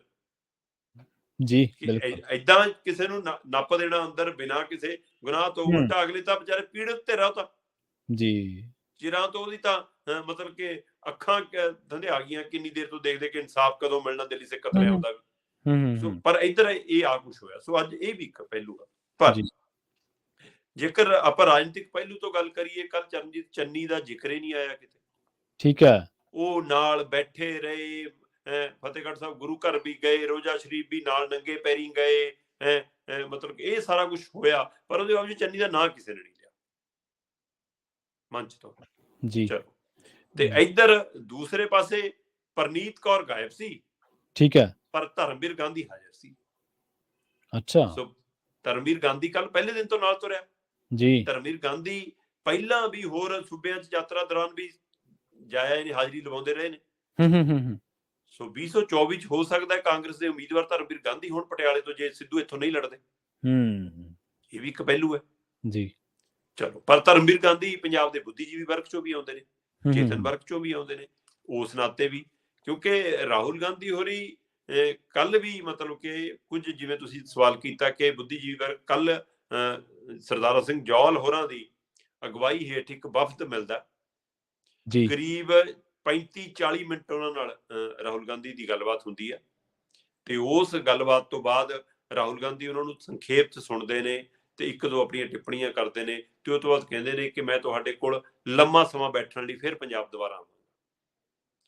ਸੋ ਇਹ ਮਿਲਣੀ ਮਤਲਬ ਕਿ ਇਹਦਾ ਮਤਲਬ ਅਜੇ ਬੇਸ਼ੱਕ ਅਧੂਰੀ ਮੰਨੀ ਆ ਉਹਨਾਂ ਨੇ, ਤੇ ਉਹ ਕਹਿੰਦੇ ਕਿ ਮੈਂ ਦੁਬਾਰਾ ਸਮਝਣਾ ਚਾਹਾਂਗਾ ਕਿਸਾਨੀ ਮਸਲਿਆਂ ਨੂੰ ਲੈ ਕੇ, MSP ਨੂੰ ਲੈ ਕੇ, ਹੋਰ ਸਾਰੇ ਜਿਹੜੇ ਪਹਿਲੂ ਨੇ ਉਹਨਾਂ ਨੂੰ ਵਿਸਤਾਰ ਨਾਲ, ਆਰਥਿਕ ਮਸਲੇ ਕੀ ਨੇ, ਇਹਦੇ ਵਿੱਚ ਪਾਣੀਆਂ ਦੇ ਮਸਲੇ ਕੀ ਨੇ, ਉਹ ਸਾਰੇ ਕਹਿੰਦੇ ਕਿ ਮੈਂ ਸਮਝਣ ਲਈ ਤੁਹਾਡੇ ਕੋਲ ਦੁਬਾਰਾ ਆਊਂਗਾ। ਹੋ ਸਕਦਾ ਕਿ ਕੋਈ ਚਾਰਟ ਵੀ ਬਣਾ ਰਹੇ ਹੋਣ ਨਾਲ ਉਹਨਾਂ ਦੀ ਕੋਈ ਟੀਮ ਕਿ ਹਾਂ ਆਪਾਂ ਪੰਜਾਬ ਚੋਂ, ਹਰਿਆਣੇ ਚੋਂ, ਰਾਜਸਥਾਨ ਚੋਂ, UP ਚੋਂ ਕਿਹੜੇ ਬੰਦਿਆਂ ਨੂੰ ਬਾਅਦ ਚੋਂ ਮਿਲਾ ਕੇ ਦੁਬਾਰਾ ਮੀਟਿੰਗਾਂ ਕਰਨੀਆਂ। ਸੋ ਹੋ ਸਕਦਾ ਉਹ 'ਚ ਸਰਦਾਰ ਸਿੰਘ ਜੌਹਲ ਹੋਰੀ 3 ਖੇਤੀ ਕਾਨੂੰਨ ਦੇ ਮਾਮਲੇ 'ਚ ਮੋਦੀ ਨਾਲ ਵੀ ਖੜ ਗਏ ਸੀ। ਸਰਦਾਰ ਸਿੰਘ ਜੌਹਲ ਹੋਰੀ ਹੁਣ ਰਾਹੁਲ ਗਾਂਧੀ ਨਾਲ ਵੀ ਨਜ਼ਰ ਆ ਰਹੇ ਨੇ। ਸਰਦਾਰ ਸਿੰਘ ਜੌਹਲ ਹੋਰਾਂ ਦਾ ਕੰਮ ਬਹੁਤ ਵੱਡਾ ਵੀ ਹੈ, ਮਤਲਬ ਕਿ ਜੇਕਰ ਉਸਨੂੰ ਪੋਜ਼ਿਟਿਵ ਪੱਖ ਤੋਂ ਵੀ ਦੇਖੋਗੇ ਤਾਂ ਵੀ ਕੰਮ ਹੈਗਾ, ਜੇਕਰ ਰਾਜਨੀਤਿਕ ਧਿਰਾਂ ਤੱਕ ਪਹੁੰਚ ਨੂੰ ਦੇਖੋਗੇ ਤਾਂ ਵੀ ਕੰਮ ਹੈਗਾ ਅਗਲੇ ਦਾ। ਸੋ ਇਸ ਲਈ ਉਹ ਦੋਏ ਹੱਥਾਂ 'ਚ ਲੱਡੂ ਹੈਗੇ ਨੇ ਉਹਨਾਂ ਦੇ। ਸੋ ਉਹ ਕੱਲ ਲੰਮੀ ਵਿਚਾਰ ਚਰਚਾ ਹੋਈ ਹੈ ਪਰ ਉਹ ਰਾਹੁਲ ਕਹਿੰਦੇ ਕਿ ਮੇਰੀ ਤਸੱਲੀ ਨਹੀਂ ਹੋਈ, ਮੈਂ ਦੁਬਾਰਾ ਤੁਹਾਨੂੰ ਸੁਣ ਲਈ, ਫਿਰ ਆਊਂਗਾ ਕਿਸੇ ਦਿਨ। ਜੀ, ਲੱਗਦਾ ਰਾਹੁਲ ਗਾਂਧੀ ਪੰਜਾਬ ਦੀ ਸੱਤਾ ਦੇ ਰਾਹੀਂ ਕੋਈ ਨਾ ਕੋਈ ਹੋਰ ਵੱਡਾ ਰਸਤਾ ਵੀ ਦੇਖਦੇ ਨੇ। ਪੰਜਾਬੀਅਤ ਦੇ ਸੁਭਾਅ ਤੋਂ ਰਾਹੁਲ ਗਾਂਧੀ ਮੈਨੂੰ ਲੱਗਦਾ ਥੋੜ੍ਹੇ ਹੁਣ ਜਾਣੂ ਹੋਣ ਲੱਗ ਪਏ ਨੇ ਕਿ ਪੰਜਾਬੀਅਤ ਦਾ ਸੁਭਾਅ ਕੀ ਹੈ। ਮੂਸੇਵਾਲਾ ਆਪਣੇ ਵਿੱਚ ਨਹੀਂ ਰਿਹਾ, ਪਰ ਉਹਦੀਆਂ ਗੱਲਾਂ ਬੜੀਆਂ ਦਿਲ ਟੁੰਬਣੀਆਂ ਨੇ। ਉਹ ਕਹਿੰਦੇ ਇੱਕ ਗਾਣੇ ਦੇ ਵਿੱਚ ਉਹਨੇ ਜ਼ਿਕਰ ਕੀਤਾ ਸ਼ਰਮਾ ਜੀ, ਉਹ ਕਹਿੰਦਾ ਕੱਲ੍ਹ ਮੈਨੂੰ ਇੱਕ ਬੰਦੇ ਨੇ ਗੱਲ ਸੀਗੀ ਕਹੀ, ਕਹਿੰਦਾ ਹਾਰਿਆ ਤੂੰ ਬਾਈ, ਤੇਰੀ ਪਾਰਟੀ ਨਹੀਂ ਸਹੀ। ਕਹਿੰਦਾ ਮੈਂ ਕਿਹਾ ਮੈਨੂੰ ਇੱਕ ਗੱਲ ਦੱਸ ਬਾਈ, ਜੇ ਇੰਨੀ ਸੀ ਮਾੜੀ 3 ਵਾਰੀ ਕਿਉਂ ਜਿਤਾਈ? ਮਤਲਬ ਅੱਜ ਰਾਹੁਲ ਗਾਂਧੀ ਦੀ ਫੇਰੀ ਤੇ ਬੇਸ਼ੱਕ ਹਰ ਤਰ੍ਹਾਂ ਦੀ ਚਰਚਾ ਹੈ, ਪਰ ਫਿਰ ਵੀ ਕਾਂਗਰਸ ਪੰਜਾਬ ਜਿਤਾਉਂਦਾ ਰਿਹਾ ਉਹਨੂੰ ਬਾਰ-ਬਾਰ। ਪੰਜਾਬ ਜਿਤਾਉਂਦਾ ਰਿਹਾ ਉਹਨੂੰ ਬਾਰ-ਬਾਰ। ਜੀ। ਸੋ ਜਾਂਦੇ-ਜਾਂਦੇ ਉਸ ਖਬਰ ਦੇ ਬਾਰੇ ਵੀ ਗੱਲ ਕਰੀਏ, ਉਸ ਪੱਖ ਨੂੰ ਵੀ ਛੂਈਏ ਜਿਹੜੇ ਪੱਖ ਦਾ ਜ਼ਿਕਰ ਕਰਦੇ ਹਾਂ। ਜਦੋਂ ਗਾਂਧੀ ਪਰਿਵਾਰ ਦਾ ਜ਼ਿਕਰ ਆਉਂਦਾ ਤੇ ਉਹ ਜ਼ਖਮ-ਅੱਲੇ ਹੋ ਜਾਂਦੇ ਨੇ। ਸਿੱਖ ਕਤਲੇਆਮ ਦੀ ਗੱਲ ਕਰਾਂਗੇ। ਲੁਧਿਆਣੇ ਦੇ ਵਿੱਚ ਸ਼ਰਮਾ ਜੀ, ਸਿੱਖ ਕਤਲੇਆਮ ਦੇ ਜਿਹੜੇ ਪੀੜਤਾਂ ਦੀ ਕਲੋਨੀ ਹੈ, ਉਹਨੂੰ ਸੀਲ ਕਰ ਦਿੱਤਾ ਗਿਆ ਜੀ। ਕਾਰਨ ਕੀ ਹੈ? ਕਾਰਨ ਇਹੀ ਹੈ ਪ੍ਰਵੀਨ ਜੀ ਕਿ ਇਹਨਾਂ ਨੂੰ ਲੱਗਦਾ ਸੀਗਾ ਕਿ ਉਹ ਪੀੜਤ ਪਰਿਵਾਰ ਜਾਂ ਉਹਨਾਂ ਦੇ ਨਾਲ ਕੁਝ ਸੰਗਠਨ ਨੇ ਜਾਂ ਉਹ ਜਿਹੜੀ ਇਨਸਾਫ ਦੀ ਲੜਾਈ ਲੜਨ ਵਾਲੀਆਂ ਧਿਰਾਂ ਨੇ, ਉਹ ਸਾਰੀਆਂ ਬਾਹਰ ਆ ਸਕਦੀਆਂ ਨੇ। ਉਹ ਰੋਸ ਮੁਜ਼ਾਹਰਾ ਕਰ ਸਕਦੀਆਂ ਨੇ, ਕੋਈ ਕਿਤੇ ਪ੍ਰਦਰਸ਼ਨ ਕਰ ਸਕਦੀਆਂ ਨੇ, ਜਾਂ ਕੋਈ ਤਿੱਖੀ ਨੋਕ ਝੋਕ ਹੋ ਸਕਦੀ ਹੈ, ਟਕਰਾਵ ਹੋ ਸਕਦਾ ਹੈ। ਇਹੀ ਇੱਕ ਕਾਰਨ ਬਣਿਆ ਜਿਹਦੇ ਕਾਰਨ ਮਤਲਬ ਕਿ ਇਹ ਫੈਸਲਾ ਕੀਤਾ ਗਿਆ ਕਿ ਆਪਾਂ ਉਹਨੂੰ ਨਜ਼ਰਬੰਦ ਕਰ ਦਿਓ। ਇਹ ਪ੍ਰਸ਼ਾਸਨਿਕ ਪੱਧਰ ਤੇ ਫੈਸਲਾ, ਇਹ ਡੀਸੀ ਪੱਧਰ ਤੇ ਫੈਸਲਾ, ਇਹ ਮੁੱਖ ਮੰਤਰੀ ਦੇ ਧਿਆਨ 'ਚ ਲਿਆ ਕੇ ਫੈਸਲਾ। ਅਜੇ ਇਹ ਸਪਸ਼ਟ ਨਹੀਂ ਹੋਇਆ। ਹਾਂ, ਪਰ ਇੰਨਾ ਪਤਾ ਲੱਗਿਆ ਕਿ ਉਹ ਉਧਰ ਯਾਤਰਾ ਸ਼ੁਰੂ ਹੋ ਗਈ। ਅੱਜ ਅਗਲੇ ਪੜਾਅ ਲਈ ਤੁਰ ਪਏ। ਅੱਜ ਉਹੀ ਟੀ-ਸ਼ਰਟ ਆ ਤੇ ਅੱਜ ਦਸਤਾਰ ਨਹੀਂ ਆ। ਤੇ ਕੱਲ ਆਪਾਂ ਉਹ ਗੱਲ ਕਰ ਰਹੇ ਸੀਗੇ ਜਿਵੇਂ ਦਸਤਾਰਬੰਦੀ ਵਾਲੀ, ਉਹਦੇ ਵਿੱਚ ਰਾਜਾ ਵੜਿੰਗ ਜ਼ਰੂਰ ਅੰਦਰ ਸੀ, ਪਰ ਉਹ ਪੱਗ ਤਾਂ ਫਿਰੋਜ਼ਪੁਰੀ ਤੋਂ ਬਣਾਈ। ਆਪਾਂ ਗੱਲ ਕਰ ਰਹੇ ਸੀ, ਪਤਾ ਲੱਗਿਆ ਸੀ ਸਾਨੂੰ ਕਿ ਹਾਂ ਰਾਜਾ ਵੜਿੰਗ ਤੋਂ ਬਣਾਈ ਆ। ਸੋ ਉਹ ਮੁੰਡੇ ਨੂੰ ਕਹਿੰਦਾ ਕਿ ਮੈਨੂੰ ਬਸ ਬੁਲਾ ਲਿਆ ਜਾਂਦਾ ਤੇ 2 ਘੰਟੇ ਜਾਂ ਘੰਟਾ ਪਹਿਲਾਂ ਹੀ ਪਤਾ ਲੱਗਦਾ ਕਿ ਹਾਂ ਕਿੱਥੇ ਬਾਈ ਬਣਾਉਣੀ ਆ ਪੱਗ। ਅੱਛਾ। ਹੈ ਨਾ, ਲੋਕੇਸ਼ਨ ਨਹੀਂ ਤੁਰੰਤ ਜਦੋਂ ਦੱਸੀ ਜਾਂਦੀ ਮਤਲਬ। ਸੋ ਕਹਿੰਦੇ ਮੇਰੇ ਨਾਲ ਗੁਰਜੋਤ ਔਜਲਾ ਹੋਰਾਂ ਦੀ ਟੀਮ ਨੇ ਸੰਪਰਕ ਸਾਧਿਆ ਸੀਗਾ। ਔਜਲਾ ਹੋਰਾਂ ਨੇ ਕਿ ਬਾਈ ਹਾਂ, ਹੈਨਾ, ਤੇ ਆਪਣੇ MP ਨੇ ਜਿਹੜੇ ਅੰਮ੍ਰਿਤਸਰ ਤੋਂ। ਠੀਕ। ਤੇ ਇਹ ਇੱਧਰ ਮਤਲਬ ਕਿ ਦੂਸਰੇ ਪਾਸੇ ਤੁਸੀਂ ਪੁਲਿਸ ਤੰਤਰ ਦੇ ਰਾਹੀਂ ਮਤਲਬ ਲੋਕਾਂ ਦੀ ਆਵਾਜ਼ ਨੂੰ ਦਬਾਉਣ ਦੀ, ਮੈਨੂੰ ਲੱਗਦਾ ਕਿ ਜੇਕਰ ਉਹ ਤੇਰੇ ਸਾਹਮਣੇ ਆਉਣਾ ਚਾਹੁੰਦੀ ਸਕਾਂ ਤੇ ਮਿਲਾਉਂਦੇ ਰਾਹੁਲ ਗਾਂਧੀ ਨੂੰ। ਜੀ। ਸਕਾਂ ਤੇ ਉਹਨਾਂ ਨੂੰ ਕਹਿੰਦੇ ਕਿ ਠੀਕ ਹੈ, ਜਾਂ ਰਾਹੁਲ ਗਾਂਧੀ ਇਹ ਪਹਿਲਕਦਮੀ ਕਰ ਲਵੇ। ਜੇ ਰਾਹੁਲ ਗਾਂਧੀ ਨੂੰ ਨਹੀਂ ਪਤਾ ਕਿ ਆਹ ਕੁਝ ਹੋ ਰਿਹਾ, ਮੈਂ ਗਰੰਟੀ ਨਾਲ ਕਹਿੰਦਾ ਰਵਨੀਤ ਬਿੱਟੂ ਨੂੰ ਸਾਰਾ ਕੁਝ ਪਤਾ ਹੋਊਗਾ। ਬਿਲਕੁਲ। ਹਾਂ ਭਾਈ, ਮੇਰੇ MP ਹਲਕੇ ਦੇ ਵਿੱਚ ਕਿਹੜੀ ਕਲੋਨੀ ਨਜ਼ਰਬੰਦ ਹੈ, ਕਿਹੜੀ ਕੀ ਹੈ।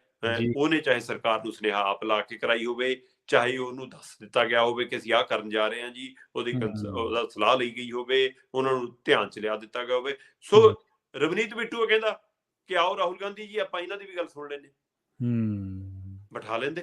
ਸੋ ਪਤਾ ਨਹੀਂ ਇਹ ਕਿਉਂ ਮਤਲਬ ਕਿ ਰਾਜਨੀਤਿਕ ਲੋਕਾਂ ਦੇ ਵਿੱਚ ਡਰ ਰਹਿੰਦਾ। ਆਪਾਂ ਪਿਛਲੇ ਦਿਨਾਂ 'ਚ ਗੱਲ ਕਰਦੇ ਨੇ ਕਿ ਰੁਮਾਲ ਤੱਕ ਕਾਲਾ ਨਹੀਂ ਜਾਣ ਦੇਣਾ, 50 ਤੱਕ ਕਾਲੀ ਨਹੀਂ ਜਾਣ ਦੇਣੀ, ਪੱਗ ਪੈਂਟ ਕਮੀਜ਼ ਤਾਂ ਬਹੁਤ ਦੂਰ ਦੀ ਗੱਲ ਹੈ। ਸੋ ਇਹ ਜਿਹੜਾ ਉਲਟਾ ਤਰੀਕਾ ਅਪਣਾਉਂਦੇ ਆ, ਬਦਨਾਮੀ ਤਾਂ ਵੀ ਉਨੀ ਹੋਣੀ ਹੈ, ਸਗੋਂ ਉਹਦੇ ਨਾਲੋਂ ਵੱਧ ਹੋਣੀ ਹੈ। ਦੂਸਰੇ ਦਿਨ ਸ਼ਾਇਦ ਕੋਈ ਅਸਾਰੂ ਚੀਜ਼ ਨਿਕਲ ਆਵੇ ਉਹਦੇ ਵਿੱਚੋਂ। ਸੋ ਇਸ ਲਈ ਜਿਹੜੇ ਕਹਿੰਦੇ ਰਾਹੁਲ ਗਾਂਧੀ ਕਹਿੰਦਾ ਕਿ ਮੈਂ ਤਾਂ ਸੁਣਨ ਤੇ ਸਮਝਣ ਆਇਆ, ਤਾਂ ਇਸ ਪਹਿਲੂ ਨੂੰ ਵੀ ਸੁਣਦੇ ਤੇ ਸਮਝ ਲੈਂਦੇ, ਨਾ ਕਿ ਉਹ ਕਲੋਨੀ ਨੂੰ ਸੀਲ ਕਰਦੇ। ਅਤੀਤ, ਜਿਵੇਂ ਆਪਾਂ ਇਨਸਾਨਾਂ ਦੀ ਗੱਲ ਕਰਦੇ ਹਾਂ ਨਾ ਸ਼ਰਮਾ ਜੀ, ਕਿ ਇਨਸਾਨ ਬੜਾ ਬੰਦਾ ਅੜਬ ਹੈ, ਬੜਾ ਬੰਦਾ ਕੋਰਾ ਹੈ। ਅਤੀਤ ਵੀ ਇਸੇ ਤਰ੍ਹਾਂ ਹੀ ਹੈ। ਅਤੀਤ ਨੂੰ ਜਿੰਨਾ ਤੁਸੀਂ ਖਰੀਦੋਗੇ, ਇਹ ਬੜਾ ਕਈ ਵਾਰੀ ਜ਼ਾਲਮ ਵੀ ਹੋ ਨਿਬੜਦਾ ਤੇ ਕਈ ਵਾਰੀ ਤੁਹਾਨੂੰ ਸ਼ੀਸ਼ਾ ਦਿਖਾਉਂਦਾ। ਅਤੀਤ ਤੋਂ ਕਿੰਨਾ ਕੁ ਚਿਰ ਭੱਜੋਗੇ? ਨਹੀਂ। ਕਤਲੇਆਮ ਤੁਹਾਡਾ ਅਤੀਤ ਹੈ, ਕਾਂਗਰਸ ਦਾ ਅਤੀਤ ਹੈ, ਕਾਂਗਰਸ ਤੱਕ ਨਾਲ ਹੀ ਰਹਿਣਾ। ਗਾਂਧੀ ਪਰਿਵਾਰ ਦਾ ਅਤੀਤ ਹੈ, ਨਾਲ ਰਹਿਣਾ। ਇਹਨਾਂ ਚੀਜ਼ਾਂ ਨੂੰ ਡੈਮੋਕ੍ਰੈਟਿਕ ਸਿਸਟਮ ਦੇ ਵਿੱਚ ਹਮੇਸ਼ਾ ਚੀਜ਼ਾਂ ਨੂੰ ਐਡਰੈਸ ਕਰਨਾ ਪੈਂਦਾ ਸ਼ਰਮਾ। ਸਾਹਮਣਾ ਕਰਨਾ ਪਏਗਾ। ਹਾਂ, ਸਾਹਮਣਾ ਕਰਨਾ ਪਊਗਾ। ਚੀਜ਼ਾਂ ਨੂੰ, ਮੁੱਦਿਆਂ ਨੂੰ ਐਡਰੈਸ ਕੀਤੇ ਬਿਨਾਂ, ਉਹਨਾਂ ਦਾ ਸਾਹਮਣਾ ਕੀਤੇ ਬਿਨਾਂ ਤੁਸੀਂ ਉਹਨਾਂ ਤੋਂ ਛੁਟਕਾਰਾ ਨਹੀਂ ਪਾ ਸਕਦੇ। ਤੁਸੀਂ ਉਹਨਾਂ ਨੂੰ ਹੱਲ ਨਹੀਂ ਕਰ ਸਕਦੇ। ਸੋ ਜਿਹੜੇ ਤੁਸੀਂ ਲੁਧਿਆਣੇ ਦੇ ਇੱਕ ਉੱਘੇ ਕਾਂਗਰਸੀ ਲੀਡਰ ਦਾ ਨਾਂ ਲਿਆ, ਬਿੱਟੂ ਜੀ ਦਾ ਨਾਂ ਲਿਆ, ਬਿੱਟੂ ਸਾਹਿਬ ਕਹਿ ਦਿੰਦੇ ਚਲੋ MP ਨੇ, ਪਰ ਫਿਰ ਵੀ ਇੱਕ ਅਤੀਤ ਉਹਨਾਂ ਦੇ ਨਾਲ ਵੀ ਤੁਰਦਾ। ਪਰ ਸਭ ਕੁਝ ਪਤਾ ਹੁੰਦਿਆਂ ਵੀ ਅਣਜਾਣ ਬਣ ਜਾਣਾ, ਇਹ ਵੀ ਸਿਆਸਤ ਦੀ ਇੱਕ ਪਿਰਤ ਹੈ। ਸ਼ਰਮਾ ਜੀ, ਇਹਨਾਂ ਖਾਸ ਖਬਰਾਂ ਤੇ ਖਾਸ ਜਾਣਕਾਰੀਆਂ ਦੇਣ ਦੇ ਲਈ ਤੁਹਾਡਾ ਬਹੁਤ-ਬਹੁਤ ਧੰਨਵਾਦ। ਕਾਫੀ ਅਹਿਮ ਖਬਰਾਂ ਤੇ ਚਰਚਾ ਹੋਈ। ਬਿਊਰੋਕ੍ਰੇਸੀ ਤੋਂ ਚੱਲਦੇ ਆਪਾਂ ਲੁਧਿਆਣੇ ਦੇ ਵਿੱਚ ਫਿਰ ਇੱਕ ਦਰਦ, ਇੱਕ ਚੀਜ਼ ਤੇ ਆ ਕੇ ਆਪਣੀ ਸਮਾਪਤੀ ਹੋਈ। ਬਹੁਤ-ਬਹੁਤ ਧੰਨਵਾਦ ਜੀ। ਬਹੁਤ ਸ਼ੁਕਰੀਆ। ਜੀ। ਸੋ ਪ੍ਰੋਗਰਾਮ ਖਬਰ ਤੇ ਨਜ਼ਰ ਦੇ ਵਿੱਚ ਆਪਣੇ ਨਾਲ ਜੁੜੇ ਸਨ ਦੀਪਕ ਸ਼ਰਮਾ ਤੇ ਨਾਰਥਲ ਜੀ, ਜਿਨ੍ਹਾਂ ਦੇ ਨਾਲ ਆਪਾਂ ਕੀ ਅਹਿਮ ਖਬਰਾਂ ਤੇ ਚਰਚਾ ਕੀਤੀ ਹੈ। ਵੇਲਾ ਹੋ ਚੱਲਿਆ ਤੁਹਾਡੇ ਤੋਂ ਇਜਾਜ਼ਤ ਲੈਣ ਦਾ। ਜੁੜੇ ਰਹੋ ਪੰਜਾਬੀ ਰੇਡੀਓ USA ਦੇ ਨਾਲ ਤੇ ਆਖਿਰ ਦੇ ਵਿੱਚ ਇੱਕ ਵਾਰ ਫਿਰ ਤੋਂ ਤੁਹਾਨੂੰ ਸਭ ਨੂੰ ਪਿਆਰ ਸਤਿਕਾਰ ਸਹਿਤ ਸਤਿ ਸ਼੍ਰੀ ਅਕਾਲ।